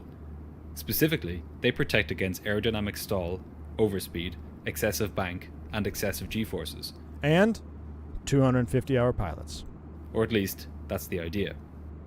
When the Airbus A320 first entered passenger service in 1988, its automation philosophy was met with a mixed response from pilots. some thought that the computer's ability to prevent pilots from carrying out certain actions was overly restrictive and reduced flight safety. If you've used Netflix or any other streaming service, you're probably familiar with being restricted from accessing certain shows because of where you live. That's where today's sponsor, NordVPN, comes in. NordVPN allows you to access content that is normally blocked in your country.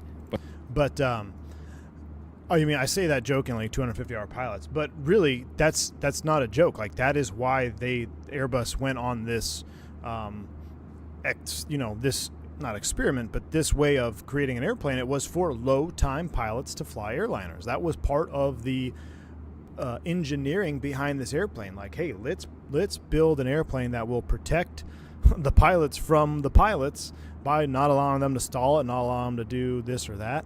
And that is, we joke around, we have the emojis, but that is legit a part of the engineering behind the Airbus, is so low-time pilots can get in and fly it in a dense, busy environment and be safe.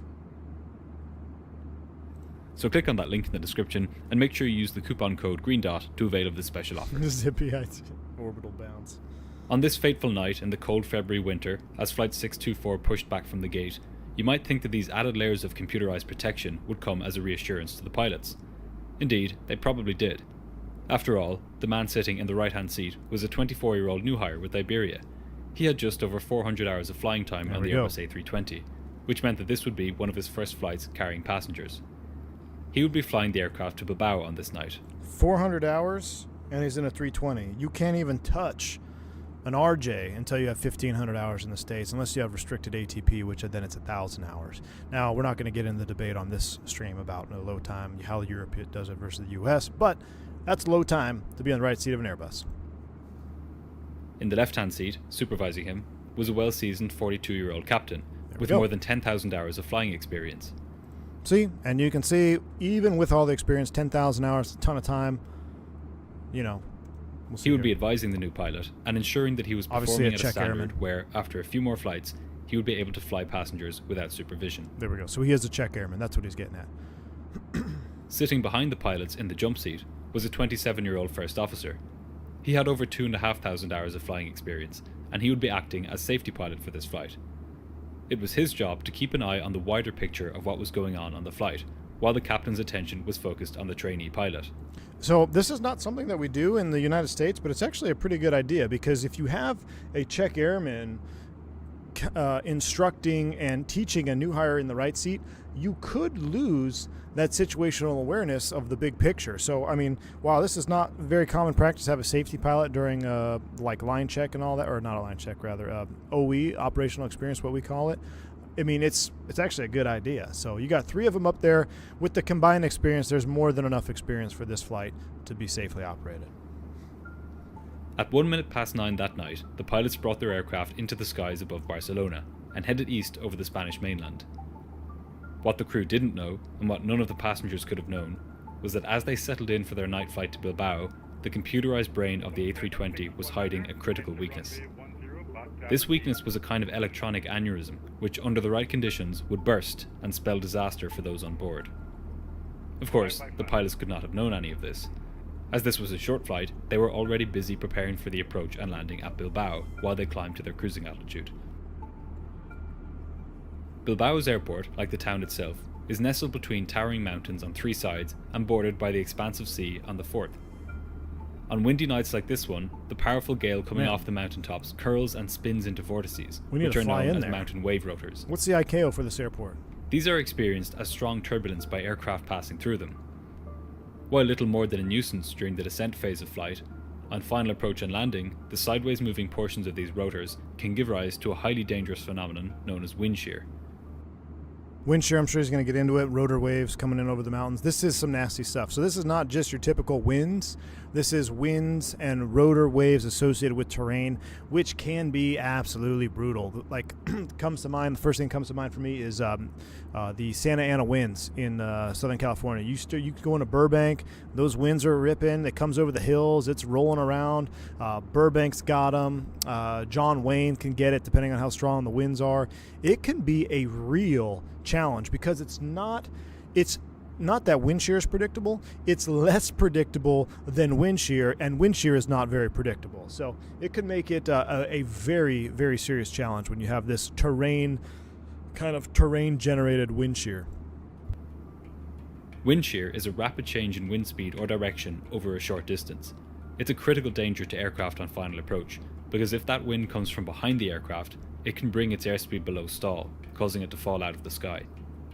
On top of this, the vertical components of rotors can cause an aircraft to climb or descend rapidly while it flies through them. Given the conditions on this night, the pilots of Flight 1456 would need to be ready to go around at any moment during the approach. This would no doubt have been daunting to the trainee pilot sitting in the right-hand seat. He would be landing an aircraft with over 100 passengers at night in gusty conditions where a go-around was a distinct possibility, and he would be doing this under the supervision of a senior captain and another pilot sitting behind him. He could have had no idea as the aircraft raced towards Bilbao that night that the weather would conspire with the aircraft's flight control computers in a completely novel and unforeseen way, with serious consequences.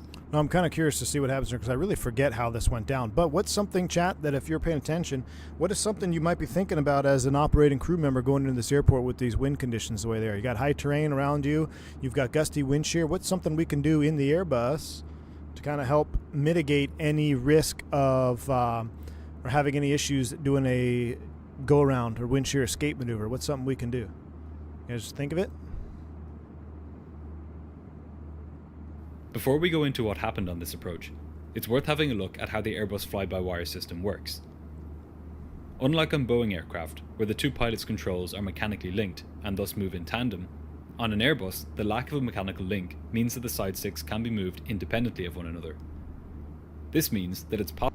Yeah, flaps 3 is, yeah, that's what I'm getting at, Rahul. Yeah, flaps 3, definitely stay ahead of the airplane, but flaps 3 is something, I don't know if they're going to do it here or not, but let's pay attention to what they do with the side sticks, because this is important to know. But yeah, anytime you're flying into an airport where you are really anticipating wind shear, and there's a high risk of a go-around, flaps 3 is always a good idea.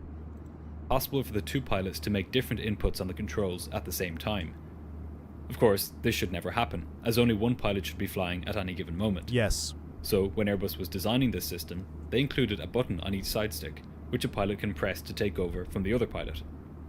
Whoever presses this button last is in control of the plane. Dual input. If neither pilot presses the button, and both are moving their side sticks, there is an owl warning in the cockpit. Dual input.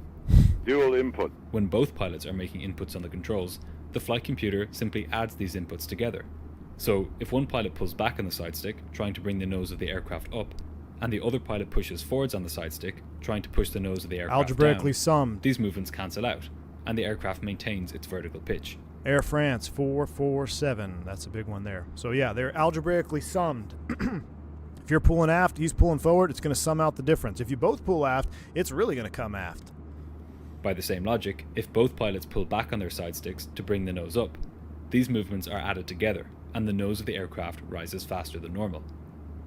If you want to understand what happened as Flight 1456 neared the runway this night, you should keep this logic in mind. A moment ago, I talked about wind shear and the dangerous effect that it can have on an aircraft which is travelling slowly on final approach. It's worth going into a bit more detail on this to understand the conditions that this flight experienced as it neared Bilbao. Put simply, an aircraft flies because there is a smooth flow of air moving over the wings. As long as this air is moving fast enough, smoothly over the wing, the plane stays in the air. As well as being fast, it's important that this air is attached to the top surface of the wing as it flows over it. Laminar flow. That is, that the air conforms to the shape of the wing as it passes over it. This ensures that the wing creates lift, which is the force that keeps it in the air. One way for the airflow to become detached from the surface of the wing is if the air starts to hit the wing from an angle which is too far from straight on. This causes what is known as turbulent airflow on the upper surface of the wing, and it destroys the wing's ability to make lift, causing the plane to fall out of the sky. The angle at which the airflow hits the wing is known as the angle of attack. If the plane pitches up to an angle where the airflow over it detaches, or if the airflow itself changes direction such that this angle is reached, the aircraft experiences an aerodynamic stall and falls from the sky. The angle at which the airflow becomes detached is known as the critical angle. Critical angle of attack is not going to change. The critical angle of attack is always the same. It's fixed. The angle at which the wind is hitting, the relative wind is hitting the wing, does change. So it's very important to understand that an airplane does not stall because of speed. It can stall at any speed. It's the angle of which that relative wind is hitting the wing. So if you have shifty winds, it could be on speed, but you could get into a critical angle of attack situation. Given how important this angle is for safe flying, there needs to be some way for the aircraft to alert pilots to when they are approaching the critical angle of attack. To achieve this, the Airbus A320, like all passenger aircraft, has 3 angle of attack sensors located on the fuselage. These are like weather vanes, which detect the angle of oncoming air and warn the pilots if they are approaching the critical angle. Naturally, the correct response to this by the pilots is to reduce the angle at which the airflow hits the wings, so that air can flow smoothly over them again. They do this quite simply by pitching the nose of the aircraft down. Now, here's where the computerized magic of the Airbus A320 comes in. Because the A320 is fly-by-wire, it can prevent the pilots from exceeding the critical angle of attack. Even if the pilots want to stall the aircraft, the computer won't let them. It will allow them to pitch the nose up just to a point below the critical angle, but no further than that. In Airbus aircraft, this is known, naturally enough, as the angle of attack protection. Alright, so I'm not sure how much he's going to get into detail here, but let's take a quick review of our speed tape, because this is important. So we've got 3 distinct marks here on our speed tape. We obviously have the normal range up here where it's all black. You get into this single amber line here. This is known as VLS. So this is your lowest selectable speed for the autopilot. So it looks like 139 would be the slowest the aircraft would fly with the autopilot engaged. That's VLS, lowest you could select. You can slow below VLS until you reach the tiger tail. The tiger tail is a dynamic display on your airspeed indicator. It will change depending on the angle of attack of the aircraft, but the alpha prot or V alpha protection, that is known right here as the tiger tail. The tiger tail is known as V alpha protection. At V alpha prot minus a few knots, if the autopilot is engaged, it will disconnect. So you could theoretically have the autopilot on, pull the auto thrust off, disconnect the auto thrust. The airplane will now slow below VLS because the auto thrust is not on. But once it reaches V alpha prot minus a few knots, then it's going to say, hey, you're getting way too close to stall speed in the red, at which it says, before it gets there, it says, okay, autopilot disconnect, you have control of the airplane, and all pitch trim is inhibited at that point. So if you were to continue to pull back through V alpha prot, now you have to do this on your own because the autopilot will disconnect. It said you have to pull all the way back now to get to the top of the red line, V alpha max, which is your max or critical angle of attack. The aircraft will not allow you, theoretically, asterisk, asterisk, in normal law, to get below V alpha max. This has become the most common example of this is when you're doing a ground proximity warning escape maneuver. The procedure is toga thrust, full aft stick, and you hold that puppy full aft, you let the flight control computers work, and they're going to maintain that V alpha max. They're going to give you, to the degree, the maximum angle of climb, or the maximum angle of attack, which theoretically would give you your best climb performance in that situation without stalling or exceeding the critical angle of attack. However, as a good Airbus pilot and as a knowledgeable, experienced Airbus pilot, as we all are here on YouTube, you have to understand that stalling the airplane in normal law is still theoretically possible. Anything is possible, weather is dynamic, situations are dynamic. However, that's just how the basic protections work. In a normal day, you try to stall the airplane, it's not going to let you. You can hold full aft all day, baby, and that sucker's going to just keep climbing at V alpha max. All right, lesson over. Go back to the video. So, we've covered the weather on this night, we've covered some aerodynamics, and we've covered a component of the A320's flight envelope protections, namely the angle of attack protection. Let's go back to the flight now to see how these 3 puzzle pieces will join together as the aircraft nears Bilbao. Not long after reaching their cruising altitude, the pilots began their descent into Bilbao. They briefed for an arrival into runway 30, which would involve them approaching from the south and flying an instrument landing system, or ILS approach, down to the runway. While the visibility was good for the most part, the turbulent conditions that Bilbao is known for were in full force on this night. These unpredictable winds had made Bilbao infamous among pilots. In fact, just in the previous 15 days, there had been 2 weather-related accidents at the airport, including one aircraft that went off the end of the runway after attempting to land. In the previous 5 months, there had been a further 3 incidents. The airport was not equipped with modern weather measuring equipment or modern wind shear detectors, and as a result of this, pilots flying into Bilbao were often left in the dark and could only find out what the weather was truly like by flying into it. A few hours before Flight 1456 began its approach, 3 aircraft aborted their approaches to Bilbao and diverted to their alternate airports. A further 3 aircraft didn't even try to land at Bilbao, but simply diverted straight away. Big picture, right? I tell you all the time on VATSIM, even though the ATC is not talking to you, be listening on the radio. What's going on around you? What's the guy in front of you doing? What's the guy behind you doing? What's happening in the airplane in front of the airplane that's in front of you? So big picture stuff. Keep in mind what's going on. Obviously, you've had, 6 aircraft not land here at Bilbao all in front of you.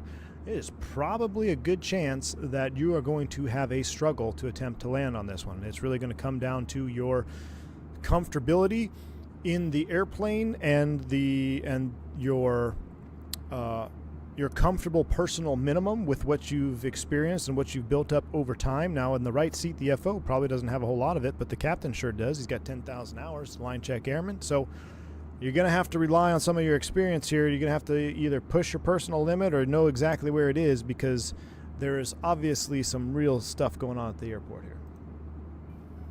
And yet, here was this flight, flown by pilot in training, attempting to land at Bilbao. As the pilots of Flight 1456 made their descent towards the airport, they were being thrown about by strong turbulence.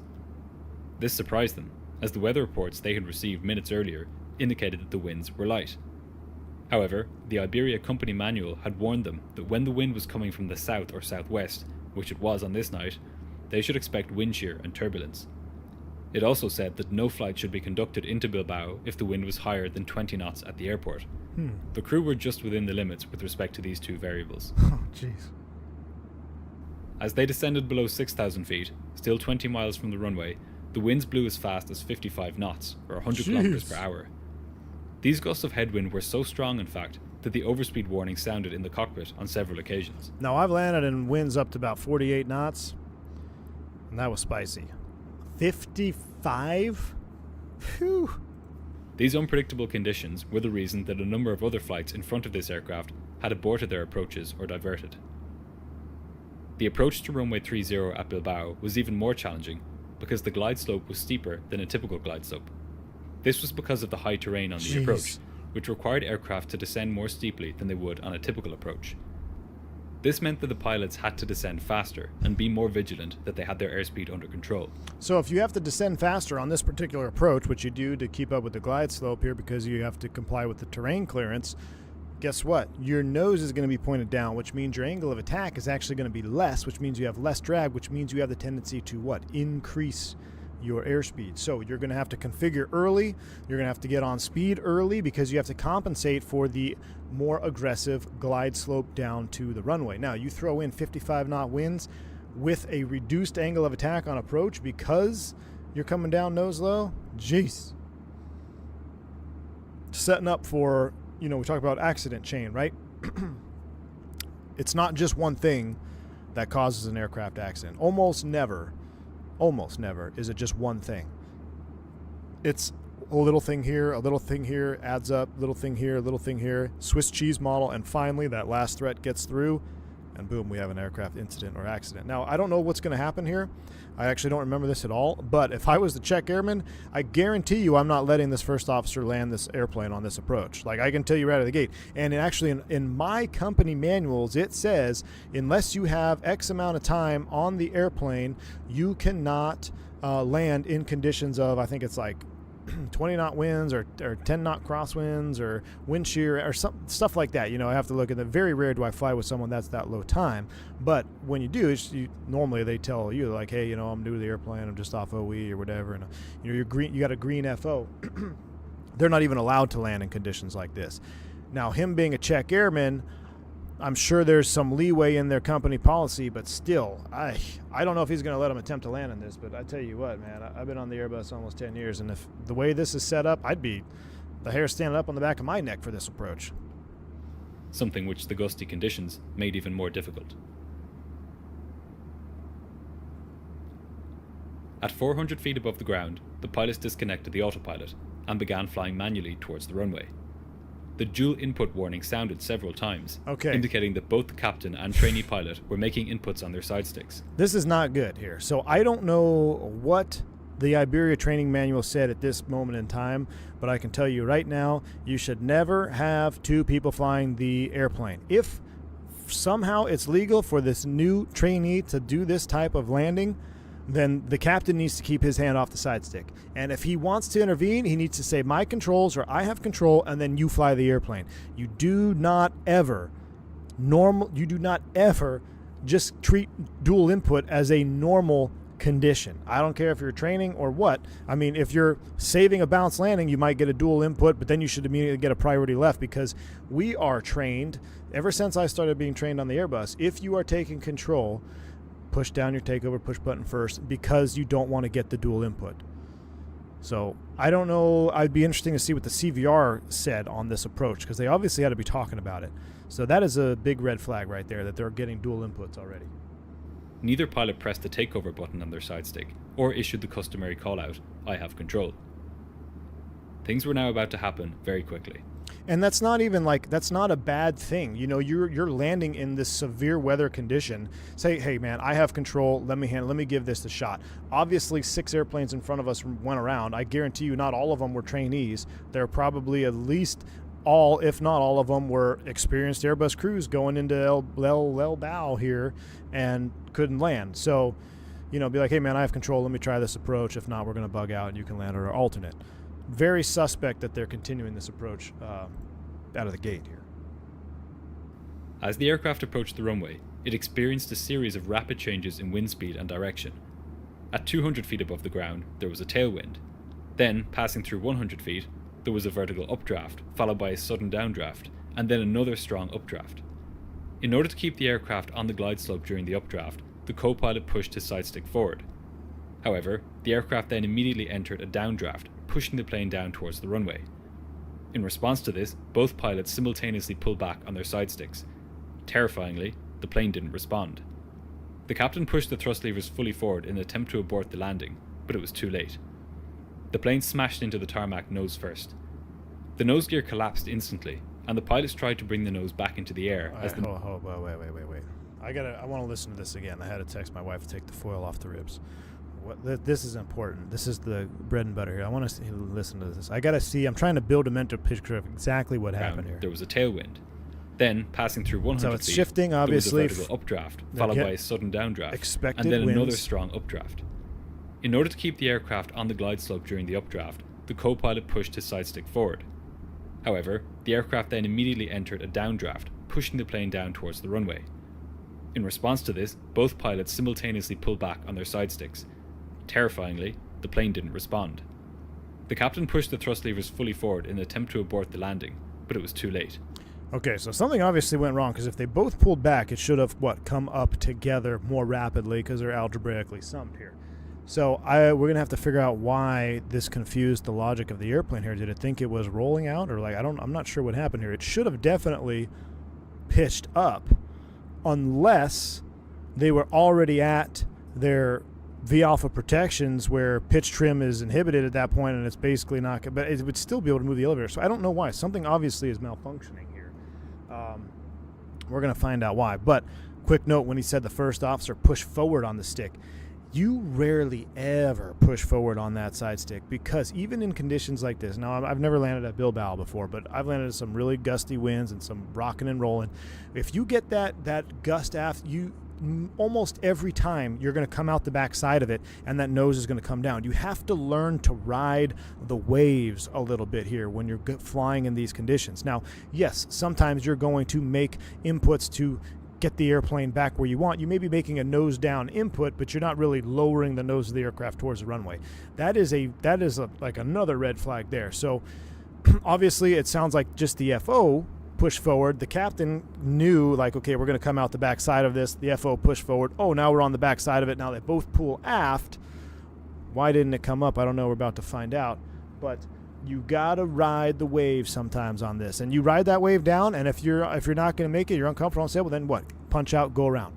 So pushing the nose down towards the pavement is it's like nails on a chalkboard for me. You should rarely ever push that nose towards the pavement. The plane smashed into the tarmac nose first. The nose gear collapsed instantly, and the pilots tried to bring the nose back into the air as the main gear began skidding along into the ground. That had to be so hard. As the speed of the aircraft decreased, the pilots could no longer hold the nose in the air, and it fell back to the runway. I wonder what G's would have said. Now the aircraft was scraping along the tarmac on its nose and engines, sending sparks and smoke into the air. Well, you're not going around now. Without the nose gear, the plane began to slide sideways, and the main tires burst. Power to idle. Hope we brought the power to idle. Finally, after a screeching journey down the runway, the plane skidded to a stop. The captain shut down the engines and immediately ordered an evacuation. That's good. All 136 passengers survived, Got the reversers although out. 25 people were injured, one seriously. Jeez. 7 of the injured passengers were taken to hospital for treatment. The aircraft itself was damaged beyond repair goodness. and was written off. Look at that. Do you know how hard that had to feel in there? This was an extremely close call. Whew. To give a sense of how hard the impact onto the runway was, there are Boeing 737s which have broken apart from less heavy impacts than this, and MD-11s which have broken apart from much lighter impacts than this. Many passengers on board the flight owe their lives simply to Testament the to Airbus. sturdiness of the aircraft they happened to be travelling on. Testament to Airbus right there. The pilots, for their part, were stunned. How had their aircraft simply ignored their commands in that crucial moment before touchdown? I mean, good on the pilots here. I don't know what's going to happen, but good on them at the end there to like maintain control. They stopped on the runway. Despite being absolutely plastered into the pavement, the nose gear collapsing, sparks, the noise, the shock of what would have happened. There's no telling that who would just freeze up and like lose control of the airplane. The captain obviously did a great job, maintained directional control as best he could. Looked like it was stopped semi on the runway. So no matter what, you never stop flying the airplane, right? You never stop flying the airplane, even after an impact like that. And I mean, it just must have been insanity when they hit the ground. But good on them for maintaining directional control. You saw the reversers out, the spoilers. I mean, everything. They did a good job post-impact here. I want to see why it didn't pitch up. When investigators interviewed the pilots shortly after the accident, they were incredulous at first. Here was a flight crew, one of which was a trainee pilot, who flew into a notoriously difficult airport in gusty conditions at night when numerous aircraft had decided to divert before them, and they were claiming that rather than simply botching their landing, their state-of-the-art aircraft had ignored their control inputs. Both pilots insisted that just before impacting the runway, they had pulled back on their side sticks, and that the plane hadn't responded. In fact, they said that its nose dropped even further. Investigators then turned to the black boxes for answers. What they found baffled them. By examining the flight data recorder, look at those they inputs. discovered that when the pilots both pulled back on their side sticks, the aircraft had indeed ignored their inputs. The A320 had been flying safely for years. How could this have happened, and were passengers around the world at risk of something similar happening again? As it turned out, a unique feature of a recent software update to the A320 was to blame. When both pilots pulled back on their side sticks, the computer calculated that the combined effect of their control inputs would put the plane in a nose-up condition which exceeded the critical angle of attack, and would likely stall the aircraft. As a result, the computer simply ignored these commands and did nothing. Wow. So I don't know if he's going to hit on it here, but basically, and this is, we've talked about this a little bit throughout the years of streaming, like the Airbus, when I say things about the Airbus, like it has changed over and over, year after year. Software updates come out. You know, it's very different now than what it is when I first started flying it, and it's continuing to change. But obviously 2001, before I was on the Airbus, they had some type of software in there where it was predicting that if you were going to overpitch, it would just ignore the command. Now we've got Alpha Floor, which I think they're probably going to get into here because Alpha Floor was there from the get-go. But they probably have to tweak the window at which they're going to limit the pulling back or the AOA being increased. Now I wonder if it ignored it because both side sticks were pulled back. If only one side stick was pulled back and it wasn't algebraically summed that the AOA would be exceeded, I wonder if the nose would have been pulled back. Again, I'm not sure if that would have been the difference, but if it was, we'll go back to why are two pilots on the controls. Nevertheless, let's see the end of here, what he says. In fact, at the very moment that the pilots pulled back on their side sticks, the aircraft entered a tailwind. This reduced its airspeed, which increased the the angle of responded to attack by pushing the nose down further, slamming it into the runway. Jeez. It was clear. Poorly thought out software had caused this aircraft to crash. Yeah. When the preliminary results of the investigation... So remember, you stall at any speed, it's angle of attack. So when that wind shifted to the tail right there above the runway, because the wind went to the tail, the angle of attack got greater on the leading edge of the wing, and it said, hey, we're getting awful close to our critical angle of attack. We need to lower the AOA. And so it's lowering the nose on them when they're about to impact the ground, and then it ignores their command to pitch up. Definitely worst case scenario through and through. But if you think about it, it wasn't just because of that software update, right? There was a lot of other things that happened on this approach going down that were red flags. Now, pilots are probably not at fault here, at least not partially, because it's obviously a software problem at that time. But like I said, why are two people on the controls? Why didn't y'all punch out back then? Like, it just seems, it's, let's continue on. Were released. Airbus immediately modified the software governing the aircraft during this critical phase of flight, and incorporated this change into all A319s, A320s, and A321s by the end of the following year. So they did change the software right away. Zippy, yeah, it probably would have put the mains in the tarmac, but remember, the mains are meant to impact the runway. The mains are structurally engineered to withstand insane amount of G-forces, not the nose gear. The aircraft might have still been airworthy had they have just landed on the mains and not the nose. You put the weight on the nose, it collapses. Good night. That's it. Fuselage is going to buckle, bulkheads are going to buckle.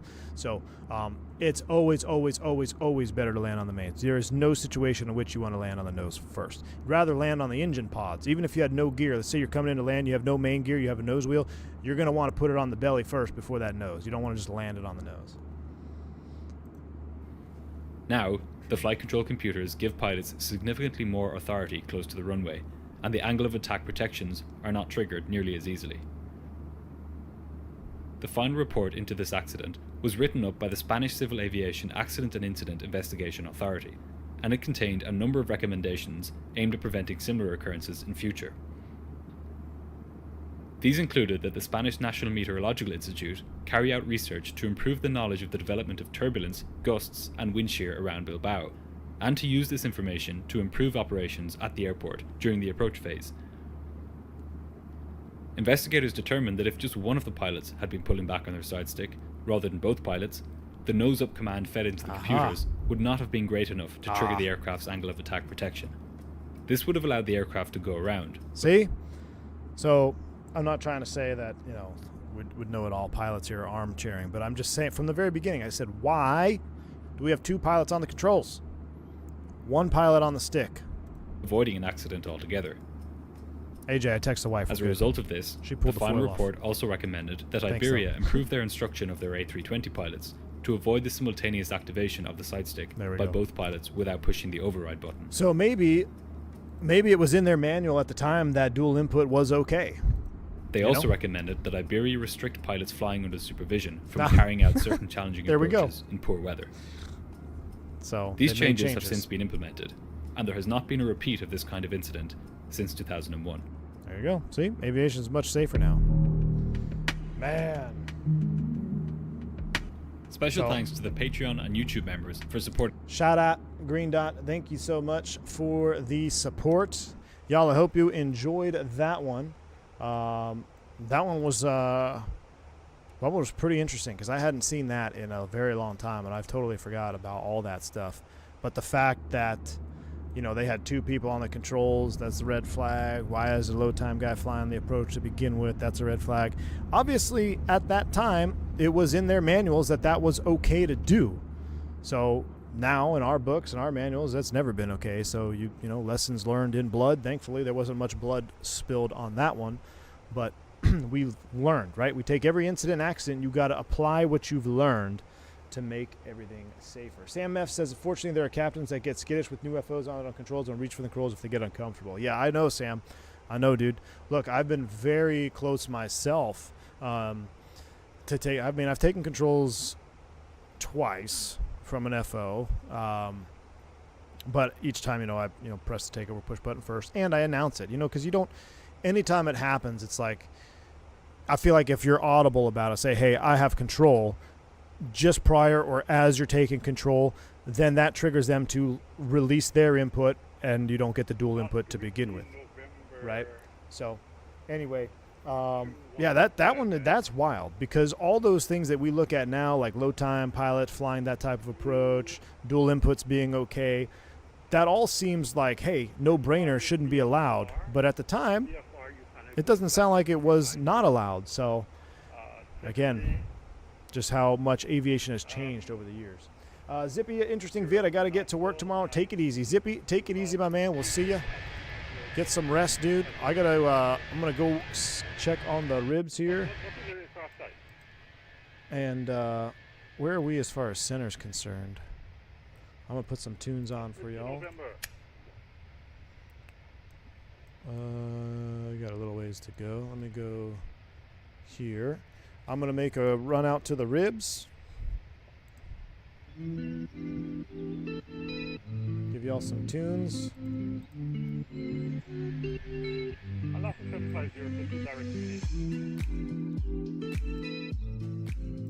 gonna tell center I'm gonna step away here real quick. Hold on. And center JetBlue 357. Go ahead. Hey, I just need to step away from the mic for about 5 minutes. Is that okay? When you're back, I may be off, so monitor Unicom and have a wonderful evening. Over to Unicom. Thanks for the ATC, JetBlue 357. We'll see you. You're welcome. All right. Over to Unicom. You guys have control. It's time to stretch the legs, use the lavatories. We got to get ready for approach briefing into Ponce. Coming right up. So I'll be right back, chat. Give me a minute or two. Do I have a little be right back thing here? I used to. Lav break. What does it say? Oh. Alright, well.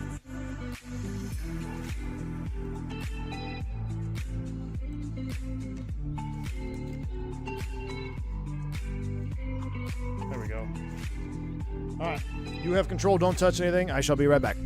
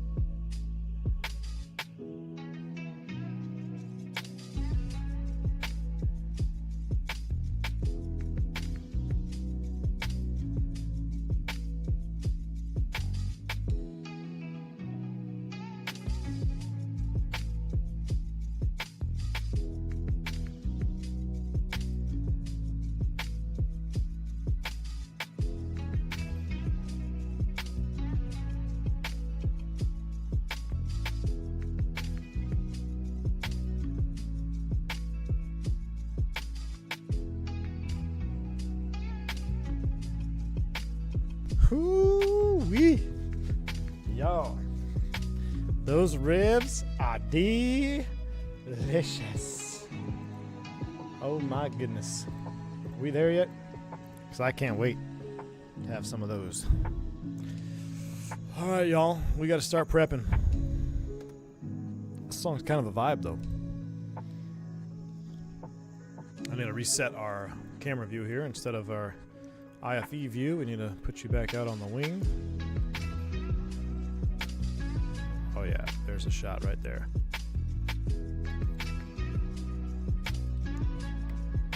All right. I wonder if you ever looked through the chat on the phone. Yeah, I was, man. Of course. I gotta keep tabs on y'all. You kidding me? Trust y'all to behave yourselves without me? Mm-hmm. 22.9, I believe, was gonna be our CTAF if he's gonna be online.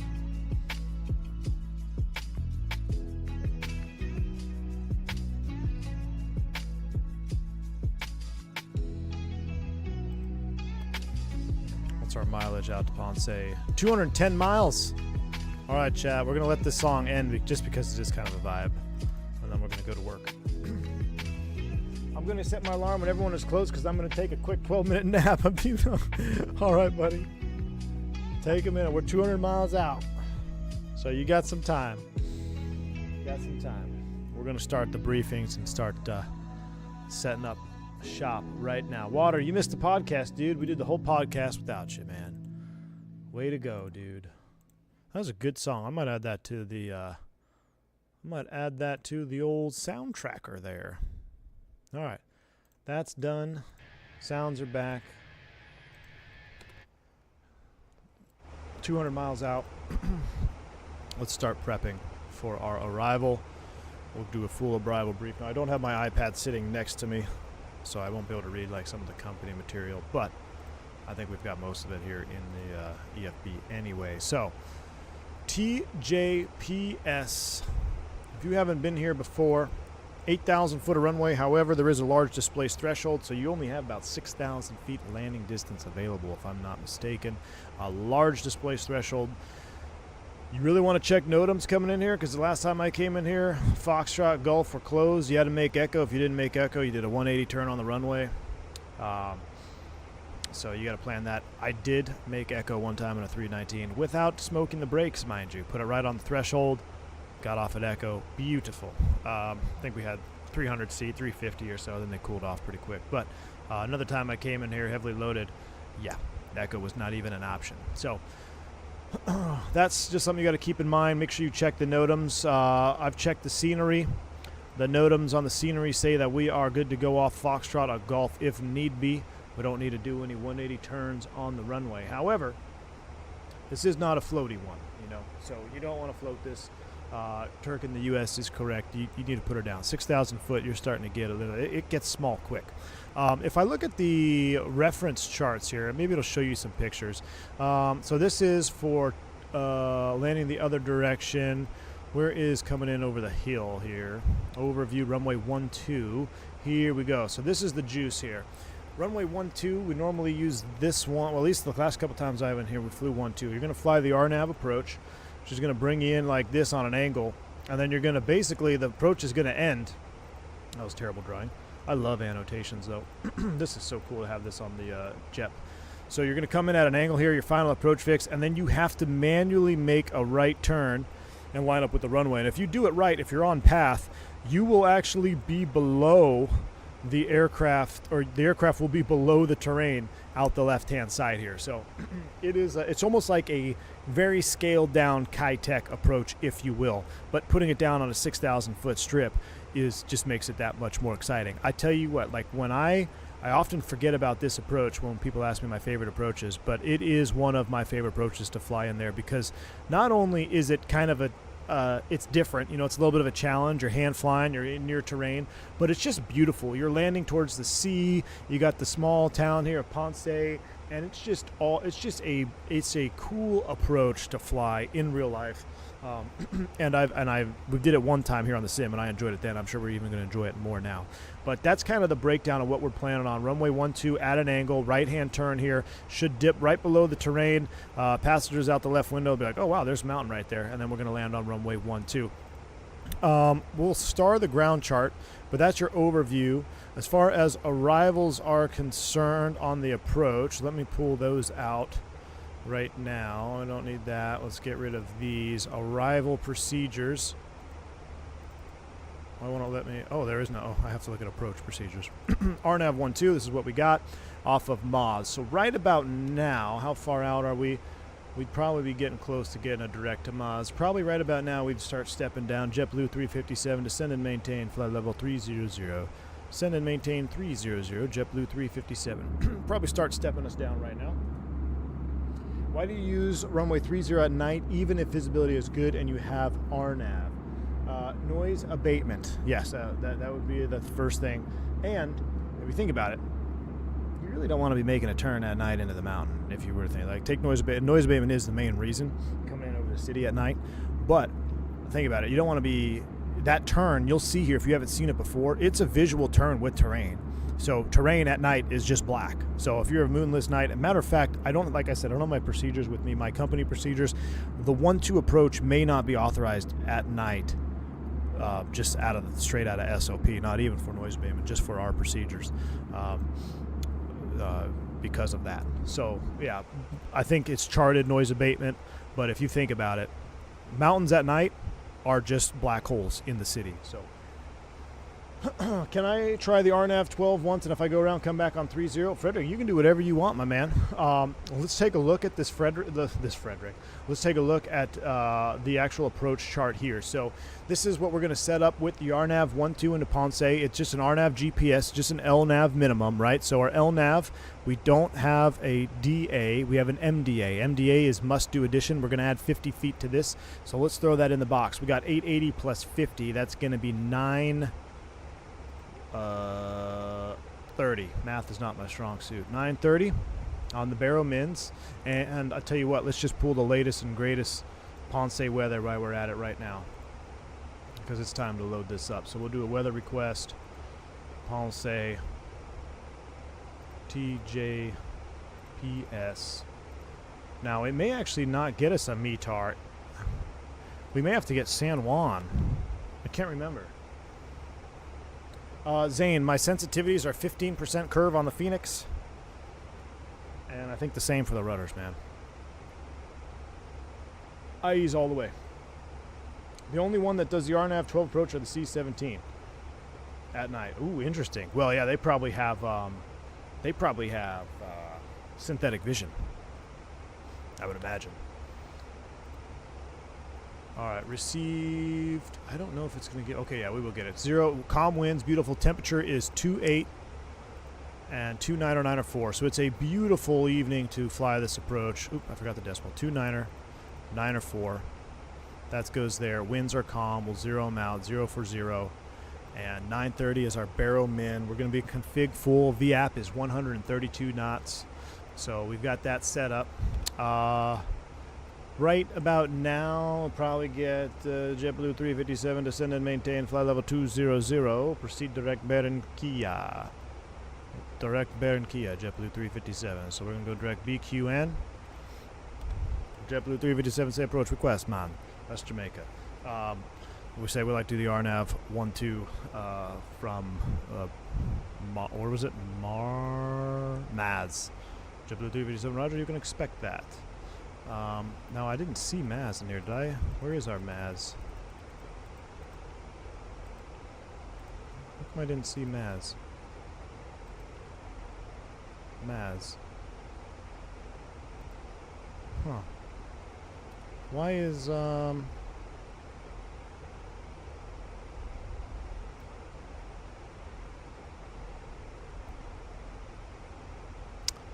that's interesting.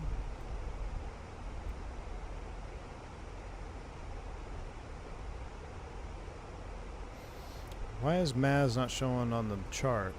Or PQN?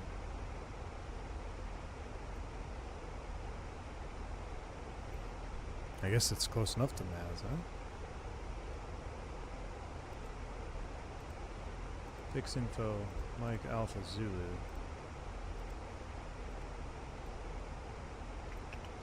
There she is. It didn't load it from Maz. That's weird. Okay, so what we're going to do, we're going to go BQN Mike Alpha Zulu. We're going to put Mike Alpha Zulu before Teog. We'll insert that. Clear the disco. Insert that. So now we should have Mike Alpha Zulu Teog. There we go. Looking good.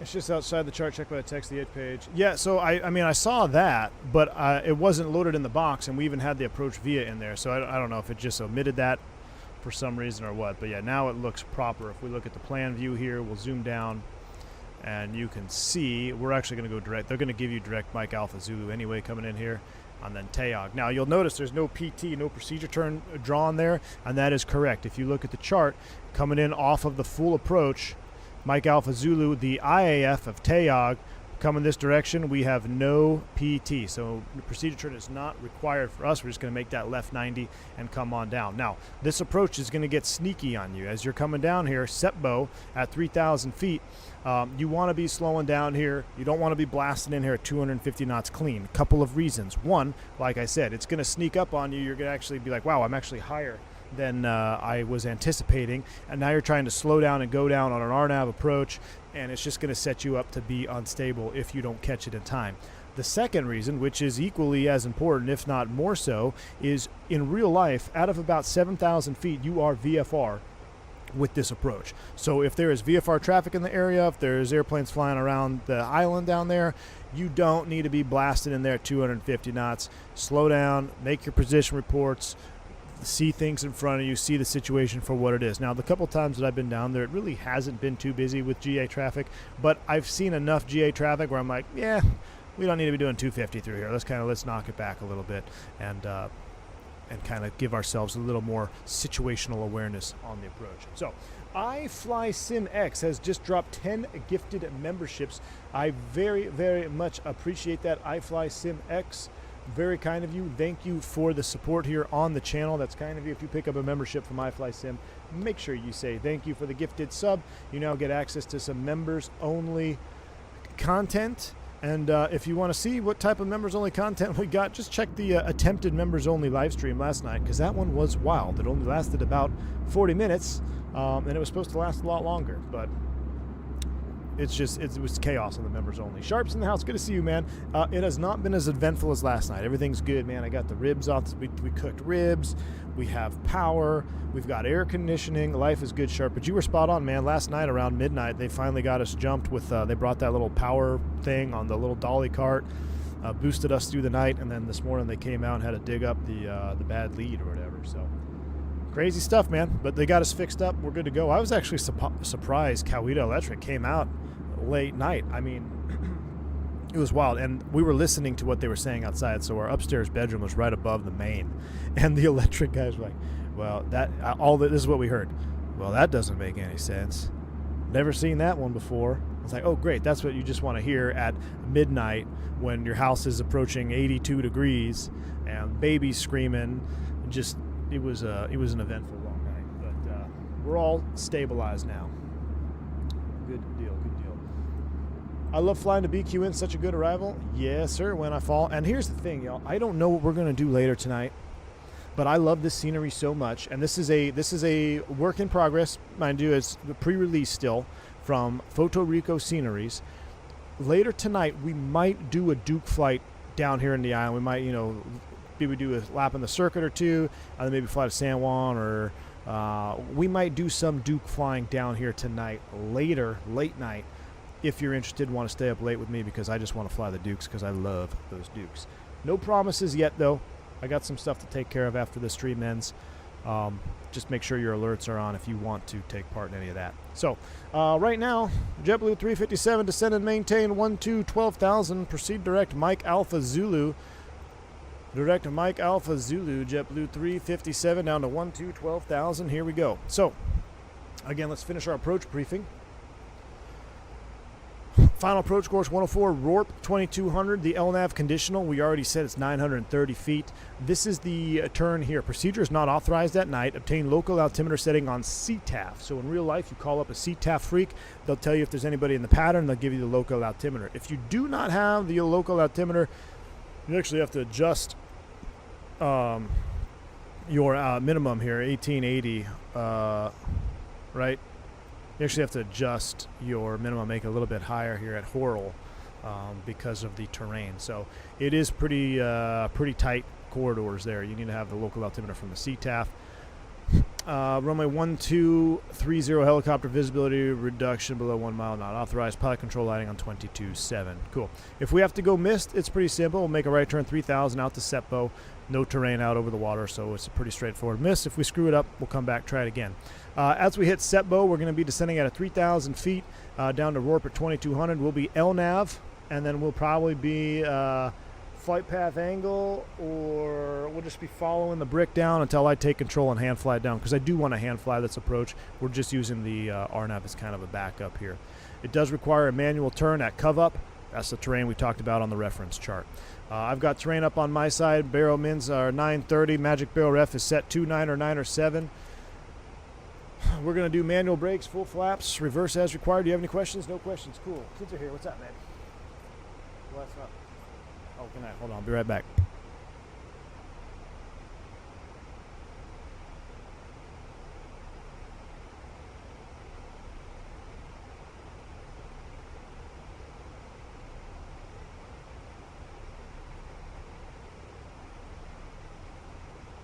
Abdilo's doing the runway inspection now.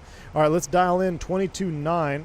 We're probably out of range, but we got 22.9 on for the CTAF freak. And right about here, you'll probably get a clearance similar to this.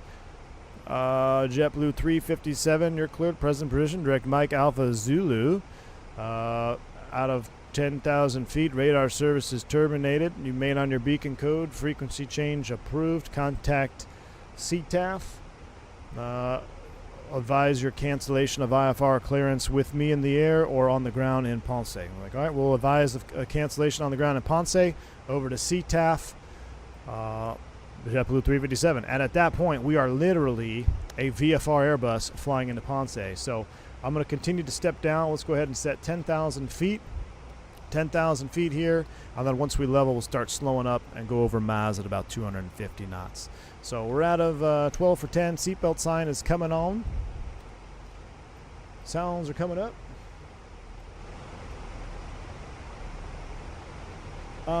Let's see. Maz is out of that range. Maz is like 30 to 40 miles from BQN. Use either BQN or Maz, not both. Ah. That's right. Okay, so that makes sense of why it didn't load it. It loaded it off of BQN. That makes sense.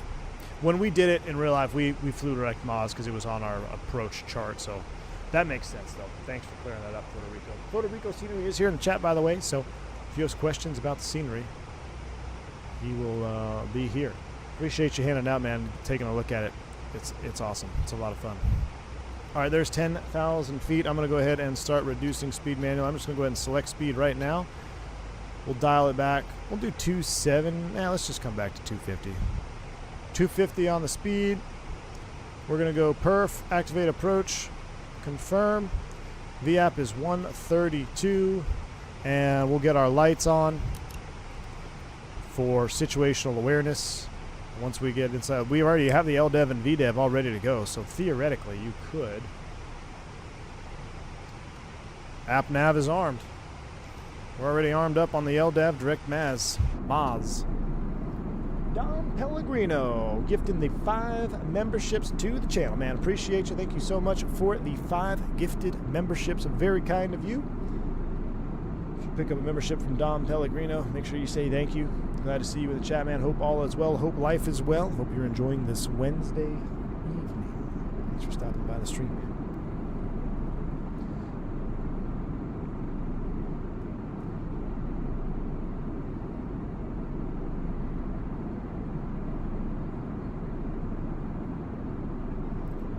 Gosh, man, what a beautiful time. It's perfect. Come right in here at sunset.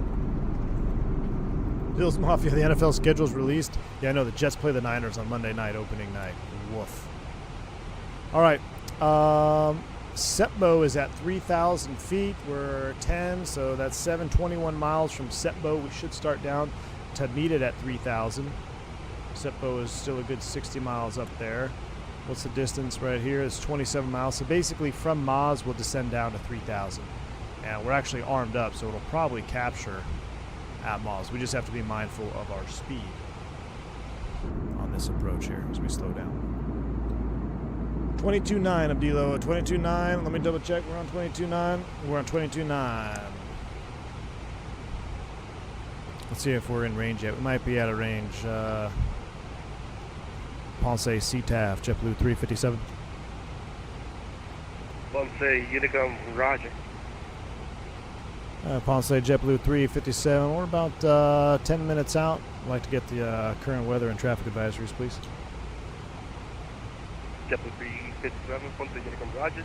Your winds are calm, altimeter 2994. Watch out for the other JetBlue that's coming in. Copy that. Company traffic inbound as well. 2994 on the altimeter. Thanks, JetBlue 357. So, just like in real life, that's so cool. That's Abdilo. I mean, that's Abdilo tuning in. That's how it's done in real life, y'all. You call the CTAF. They let you know if there's anybody in the pattern. If not, if there's traffic in the area, give you that local altimeter setting, which is 2994. So we're going to go ahead and set that right now, 2994. Now we can go down to those bottom minimums that we have charted. Don't have to worry about it. So we're looking good. Don Pellegrino, thanks for the super chat, man. Appreciate you. I'm not enjoying it being 80 degrees and 100% humidity, that's for sure. Glad to catch you again. Hey, Dom, I hear that, man. I hear that. 80 degrees and humid is no fun at all. I grew up in Maz, but I'm going to college in BQN for aeronautics and aerospace mechanics. Well, that's cool. That's really cool. When I follow, it's cool seeing a lot of the local, a lot of y'all that have been in that area. I've seen a lot of it through the chat throughout the stream. You know, like, oh, I've been there, from there, flew there. So that's cool. I love that.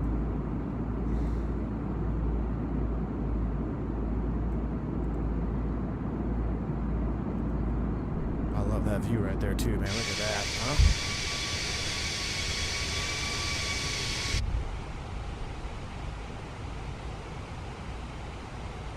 I guess we didn't do a slow 250 quite yet. We were a little early on that. That's all right.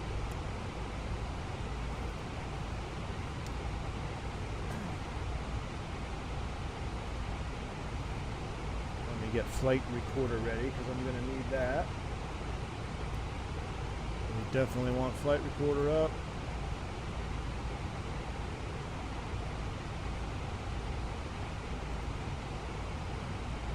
Also nice to see someone fly different in this SJU. Yeah, for sure, man. I mean, we got a good San Juan Airport scenery, but yeah, it's nice to mix it up, man. Nice to mix it up indeed. Any news on the E-Jets from FFS? FSS, you mean Magnum PI? Yeah, they had the update came out the other day, a couple weeks ago. We're probably going to fly them tomorrow, Midwest Airlines, Embraer 190, Milwaukee to Washington, D.C. Because I think we have a freeware in Milwaukee, right? I live in Puerto Rico. I'm a B6 in-flight crew member. You should have seen the amount of rain we had a week ago. Would have been cool to see you land in it. Oh, man. Try to avoid that. That's cool, though. Adam Rosales. That's really neat. Do y'all have a... You have a San Juan base, or you commute out of San Juan? Isn't someone just opened a base there? Or was it... I think Frontier just opened a base in San Juan. Well, that's really cool. Oh yeah, INI released Modena a week ago. Yep. So that's what we're doing. Any builds Milwaukee. DC might be kind of far, but flying, I mean, where do you want to go? Milwaukee to Oak City? Like, you talk about Midwest. That is, that's awfully mid on the scenery front. Okay, yeah, Frontier opened the base there at San Juan. That makes sense. Might join you on the MD-80 depending on the time. Ooh, I'd love to see a Mad Dog. Frontier, my buddy got awarded captain there. Nice. Hopefully he wants it. Hopefully he wants to be a captain in San Juan. Can you talk a little bit more about gear emergencies in the Airbus? We had a landing gear failure on one of our flights today. Now we have flight crew stranded away from my airfield. There are a plethora of different gear failures that the Airbus can happen. The most common is the nose gear not being straightened out. Now that's been fixed, knock on wood, from Airbus, but you've probably seen the famous photos. US Airways, JetBlue had it with the nose wheel landing 90 degrees. But in the latest updates and software and stuff that's running on the Airbus, those are very, very rare. The most common now is some type of brake fault or some type of braking system computer or landing gear computer fault, which we have. There's like 3 different sources that you can still have running as a backup. So most commonly you just lose anti-skid and you just land normally, the gear comes down, everything's fine. But yeah, the gear is pretty robust now in the modern A320. The whole gear system is very robust, the logic is very robust, that you don't see a ton of gear issues on the Airbus anymore. And if you do, it's a computer fault, and because of the redundancies, sometimes it's as simple as just cycling the anti-skid nose wheel steering switch to switch BSCUs or LGCIUs, and, or you just cycle the gear lever. But that's the only gear fault I've had in real life, is a LGCIU issue. All right, we're 21 miles from Toga. We need to cross it at 3,000. We're at 10, 7, 14, 21. We should start down soon. We may start down early for juice purposes. I tell you what, let's start down for juice purposes. We're going to set 3,000, and we're just going to go speed des. I tell you what, let's go open des. Thrust throttle open descent. Out, final is blue, so we're still armed up, but this will give us some more juice here. Out of 10,000 feet, we'll get the rest of our lights on as well. Philly to Milwaukee on Frontier. Well, I want to do Midwest, though. I want to do Midwest, Sam. Midwest, because the Whiskey Throttle did the same 190 Midwest livery that I flew my first 190 flight. Would you ever run the yellow electric pump if the engine-driven pump fails? Yes. Absolutely, Joe Plans. Matter of fact, that may be part of the ECAM, depending on the structure of the failure. You're absolutely correct. That's why you start engine 1 first, because if you start engine 1 first, you have green engine driven, and then you have the yellow electric pump. You can single engine taxi. And if the yellow electric pump fails, guess what? PTU kicks in. Now you have yellow pressure too. So double redundancy.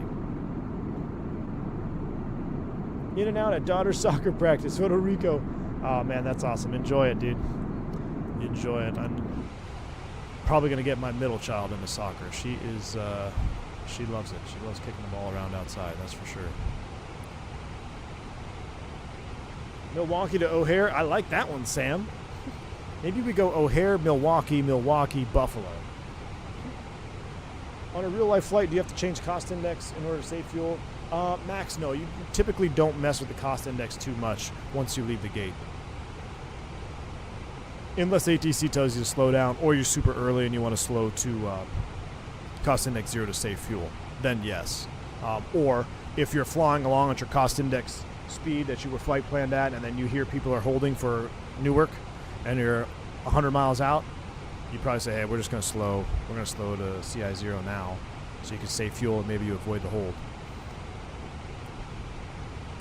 All right, so here we go. So we even open descended it here, and we're already itching on getting a tad high. You don't really want to make this turn at Toga 250. I mean, you can. Airplane does it just fine, but I just don't like making 90 or it's almost more than 90-degree turns at 250 knots on the approach. We really should be down, slowing down to about 210 at least. Milwaukee to St. Louis, that is another option. That's a good idea. Worked at Ponce for a little over 2 years. It was great working there. Left to become a pilot for the JetBlue Gateway Select. Kelvin, that is cool, man. Well, I hope it's panning out for you. That's really cool to hear, man. Oh, look at this. Southside Puerto Rico. This is beautiful, man. We're always flying on the north side, just coming over the water and you land. But this could go over the mountains. So much juice. No active sky auto. This is all default, man. All default. Except the scenery. The airport scenery is a soon-to-be-released payware Ponce, which I highly recommend. We're going to add this. Ponce is going to be part of our, you know, what is it, Caribbean stomping ground. We'll fly out of Ponce, fly out of, you know, come back to Ponce, St. Martin, something like that. We're going to have to use Ponce more because it is just one of those small little airport approaches. It's just fun to fly. Mix it up.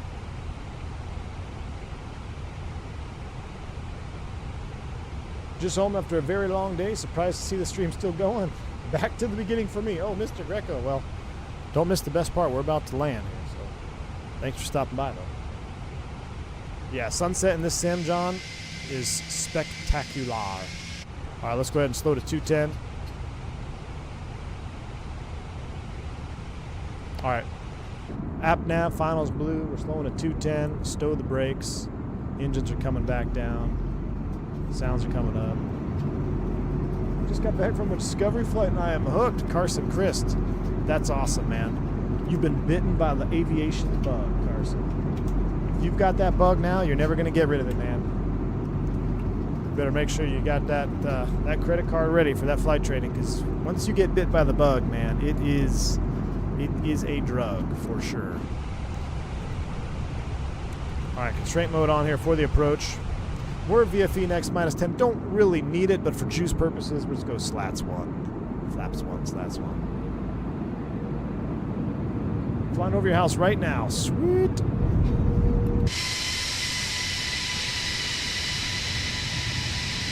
Oh, look at that.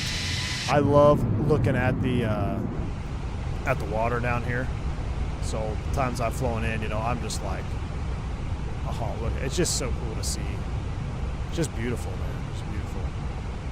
Hidden gem.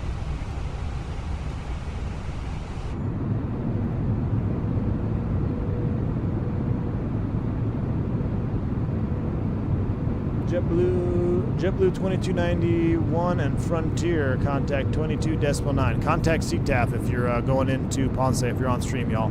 CTAF 229er. You need to get the current weather and traffic advisories.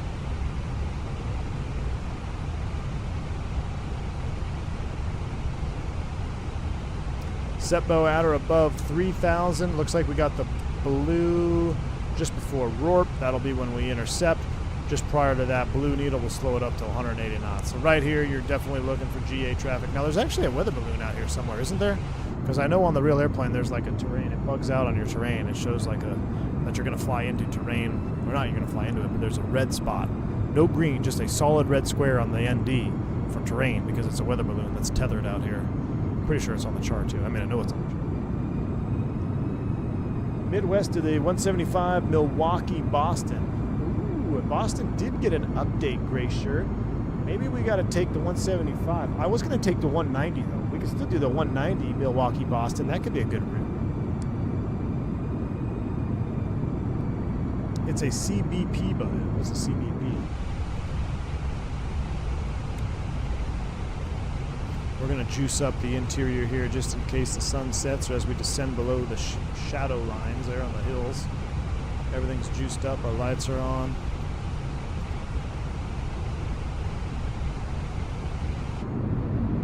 Oh, look at that. Is that not stunning? If you haven't already, smashed down that like button. End this stream with more likes than viewers. That is just awesome. Customs and Border Patrol.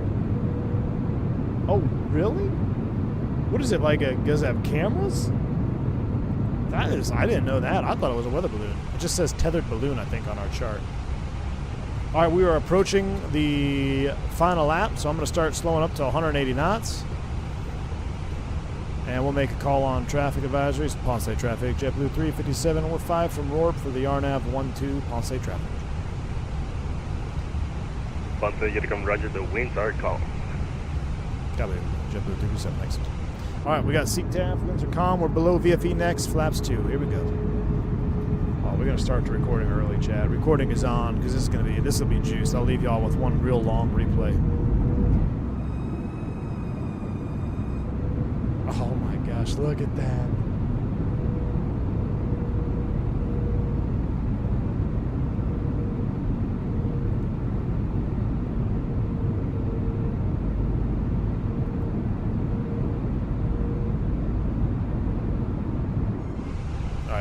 We'll have one super long replay to watch. Here we go. We're speed. We're final lap. Cams are coming on. Oh, that one's all bent out of shape. The girl came down. 2,500. There you go. That's close enough. You don't need to really see the tiller. All right, cams are on. 2,500. Remember, we're looking at our MSL altitude because we're going to be going over some terrain here. So 2,000 MSL. We'll manage speed, gear down, configure all the way. VAP 132 on the speed. Winds are calm.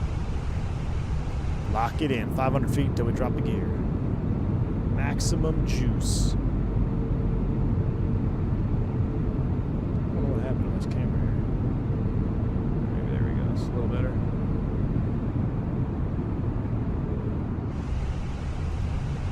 Close enough. Manage speed. Gear down.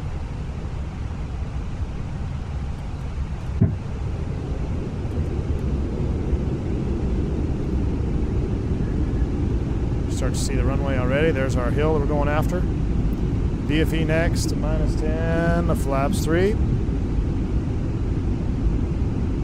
then right when we go flaps full here, I'm going to just hand fly it. Look at the flap shake. Oh, so cool. Close enough, VFE next, -10, flaps full. Landing checklist, cabin crew advised, auto thrust, speed, auto brakes are off, in-cab memo. Landing all green, landing checks complete, we are clear to land. All right, here we go, chat. Autopilot's coming off. I'll take you to FedEx 406 Heavy. We're about 65 miles out. West of the altimeter setting and any traffic advisory. Ponce, Unicom, roger. The winds are calm. Altimeter 29 or 94. All right, so once we get into here, close to our final approach fix, we're actually going to disconnect the flight director. We're going to go bird mode. AJ Fenard, thanks for the $3 super chat. Look out for that attack foam. No excuses. Oh yeah, my attack foam is right in front of me here. It's ready to get me, AJ. Ready to get me. 1,000. 1,000 feet stable, clear to land. Runway is in sight. Don't line up with her just yet. 100 above. All right, approaching minimums. We're going to go flight directors off. Give me the bird. Bird's on. Minimum. We're on altitude set 3,000.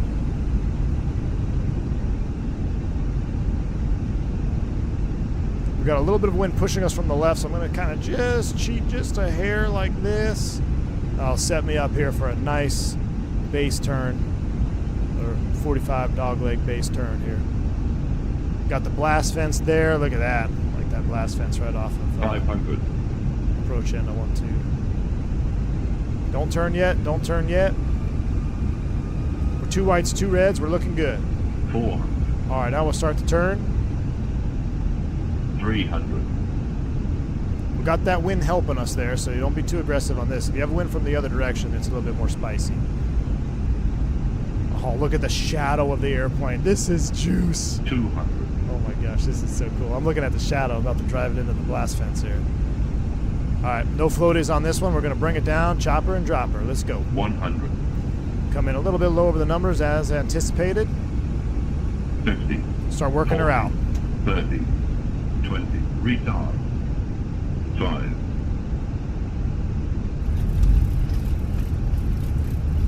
Whoa, spoilers. Reverse green. V-cell.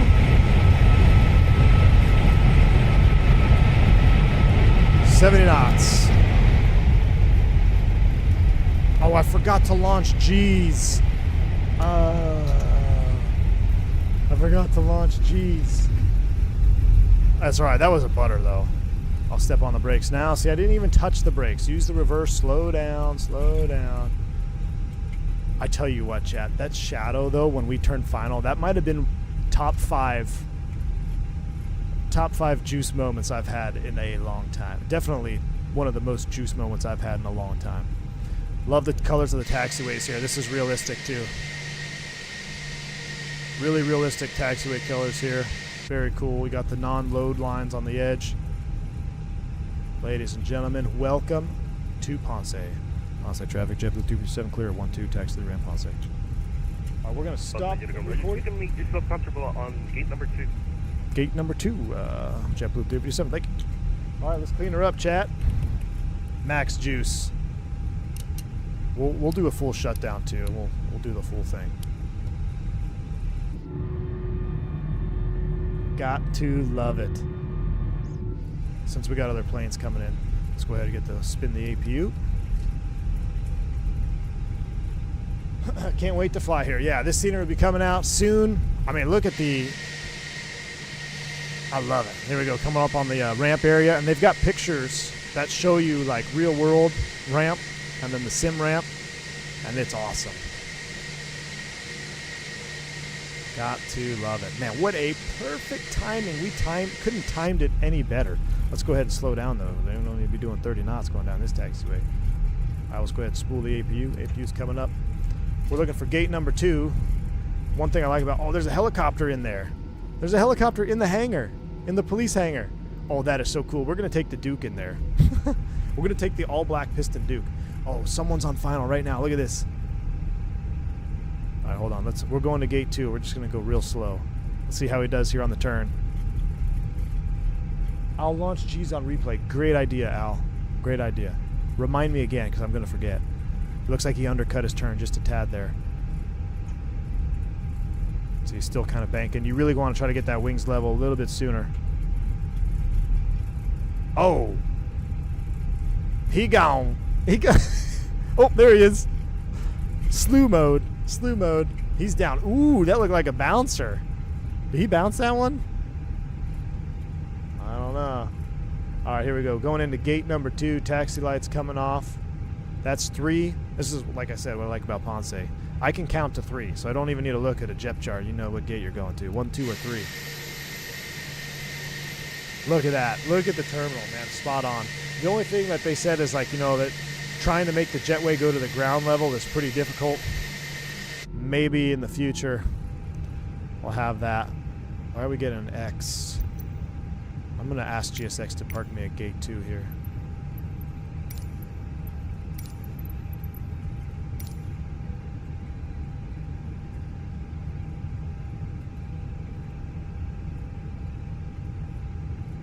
All of them, Turk. We turn them all on.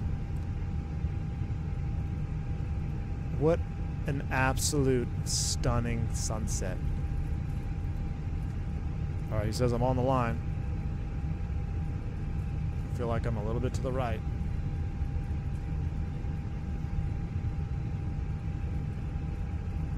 About 4 knots, feather the brakes.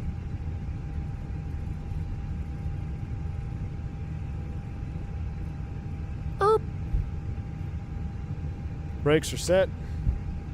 APU is up. Engine 2 is coming down. Seatbelt sign. Number 1.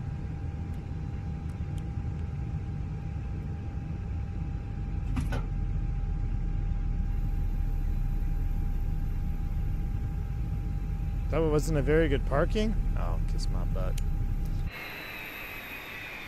Maybe your marshalling wasn't that good. We're right on the line. We're a little bit far. Oh, see, we are a tad right. I knew we were right. Well, you were telling me to go straight. Oh, it auto-connected. Oh, but GSX unconnected it here. We'll dismiss. Tell you what. Bring the jetway back over. Ladies and gentlemen, welcome to Ponce. That's what happens when they let the new ones park the plane. I know it. I know it. That marshaller was marshaller's fault on that one. Oh man, I'm gonna save that replay right now though because that was gonna be that is so juice. Ponce PSE landing. I'm going to call it PSE landing juice. All right, that landing is saved. Let me check while we watch the D plane here. I'm going to see if anybody's coming in on close final because we could go to the hill. Oh, I don't see anybody. The only guy out is he's still way out over the island. FedEx. He's way out there. Frontier's Frontier diverted. Oh, I love it though. Oh, here comes our buddy JetBlue. It must have been the delayed flight from Boston. Delayed flight from Boston just arrived. 2 at the same time. Ground crew is working their tail off. This airport scenery looks incredible. Well done to whoever made it. Yeah, Puerto Rico scenery. It'll be coming out soon. And I highly recommend it because it's just challenging enough that really, like the approach I want to. It's challenging enough that just makes it really, really fun. Look at the front of the building here. Good frames, too. We got the JetBlue Aeroporta, Spiritual Wings, and JetBlue.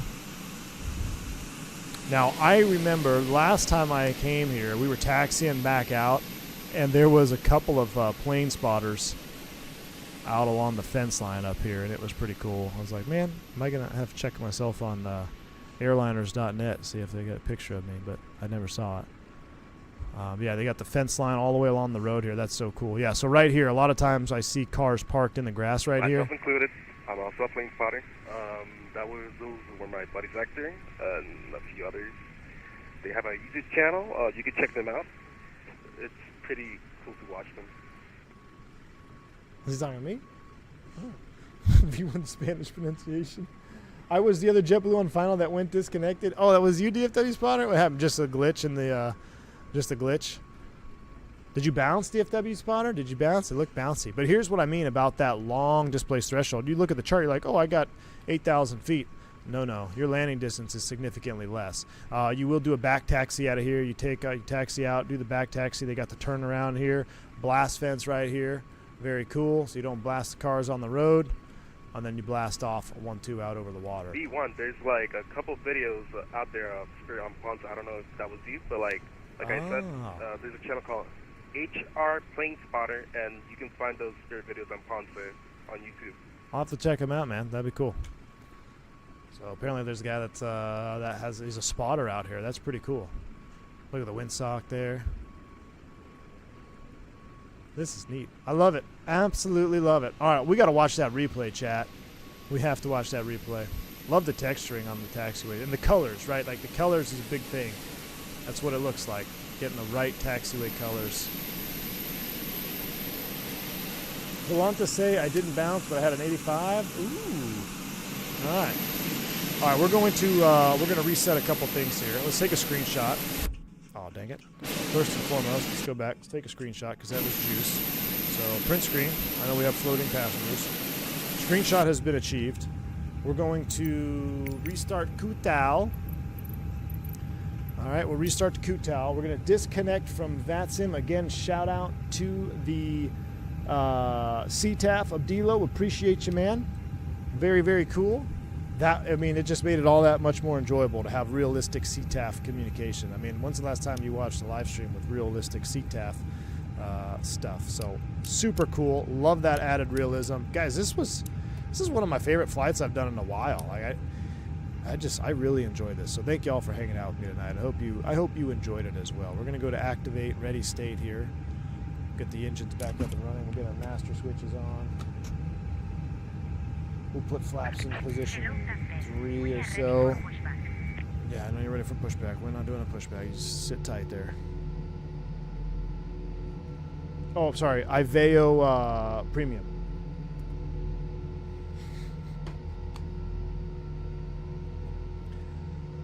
Mr. Greco, it's kind of a never-running joke. I have a podcast for members only. It's called the V1 After Dark podcast. It's only on YouTube, and it's only for members of the channel, but I haven't been able to make one in a very long time. I tried to do one last night, but everything went wrong, from fuel leaks, engine failures, and then eventually, when we were settling in to talk podcast shop, my power was cut out. So it is All right, let's launch G's. I agree. We're going to launch G's. I have to put you in this mode here to see G's, though. Put you in this mode. Let me fire up G's right now. G's. G's is coming up. Oh, stop locking my gear. Wait. Is GSX doing that stuff? Restart Kutal. Leave me alone. Alright, G's is up and running. And you need to see the source, so I need to go here and put you there. Beautiful. Done. Alright, that's the last one we had. Let's wind it back, chat. I don't need to request ground services because I'm gone. Just like that. We gone. Alright, we're going to pause. We're going to run it forward. We're going to let it load in. Speed. So we'll let her load in back here on the wing view. We'll go full flaps. Alright, alright.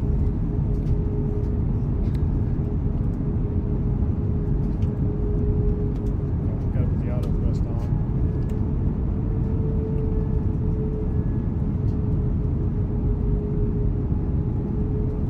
So you should see the pop out now. Let me double check.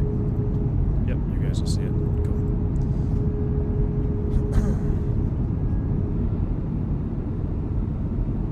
Turn the sounds up.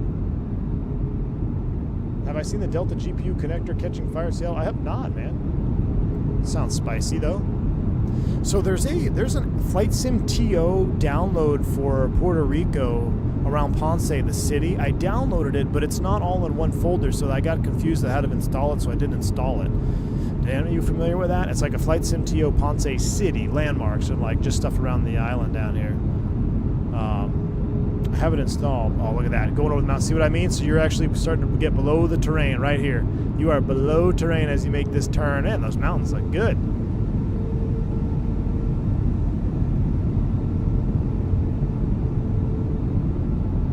I get to fly into Puerto Vallarta in 2 months. Nice, dude. That's a fun one. Puerto Rico. Welcome to Ponce. Man, it was epic. It was epic, Puerto Rico.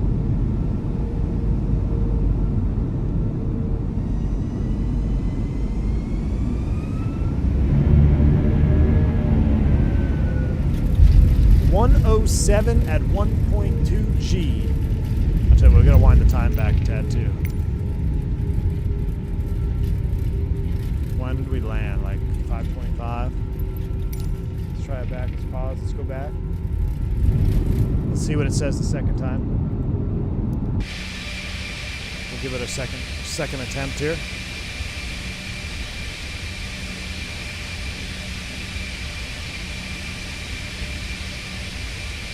Oh, what a butter.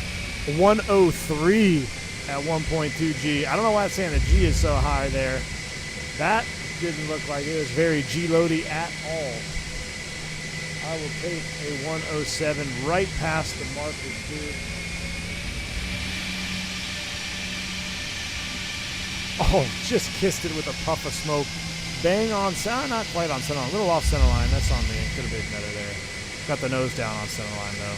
We did have that stutter after landing. All right, that's definitely a greaser. Let's go full screen replay. Let's go back to our touchdown area right about here. We don't need sail just yet. I don't need sail just yet. Hold on.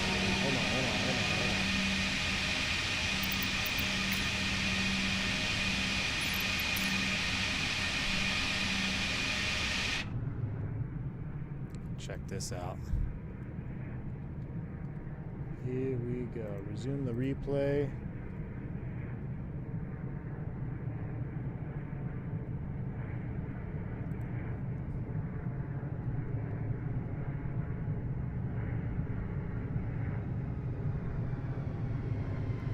Engine's coming down.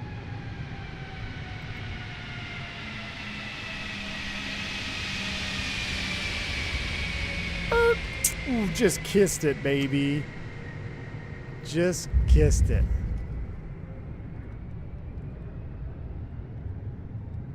I loved it. That was epic. Hold on. I want to see if... let's go back to... Hold on. Let me go put this right about here so we can pan to it if we need it. I want to go back here and into the here. Pay attention to our shadow, y'all. Check this shadow. Look at this shadow right here as we make this turn. This was so cool.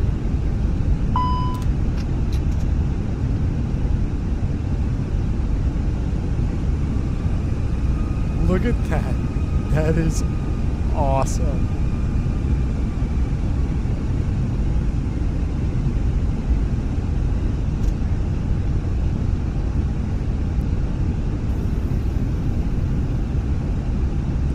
That is so cool. 40, 30, 20, retard.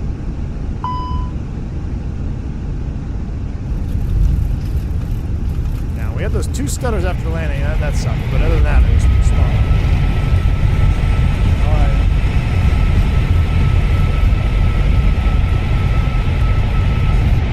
Too low, terrain. Y'all are going to get the full replay. We're going to end it on that.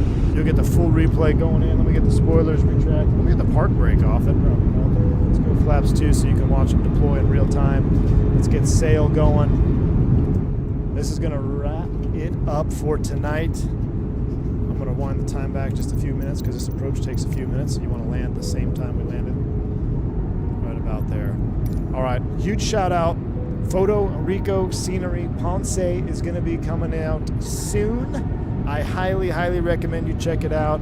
JetBlue and Spirit are the current real-world operators down there, or at least they used to be. I don't know if they still are. But even if you want to, you just need to fly in there. You need to take your airplane. Instead of going to San Juan, go Miami Ponce. You know what would really be cool? Miami Ponce and American 757 bare metal just for fun. The approach is fun. The scenery is beautiful. You mix it up, and you can go to St. Martin. You go to like all the other airports along the Caribbean down there. So I love it. Shout out to Puerto Rico again. We will definitely be flying in and out of here more often now that we got a nice scenery to go with it. Y'all, I appreciate all the support. Thank you for all of the super chats, the membership gifts, the bank angle checks. Y'all are awesome. Thank you so much. We will talk to you again here soon. There might be a late night stream. There might not. Just keep an eye on the channel. Until the next one, y'all stay safe, stay healthy. I'm V1. See you in chat. Soon.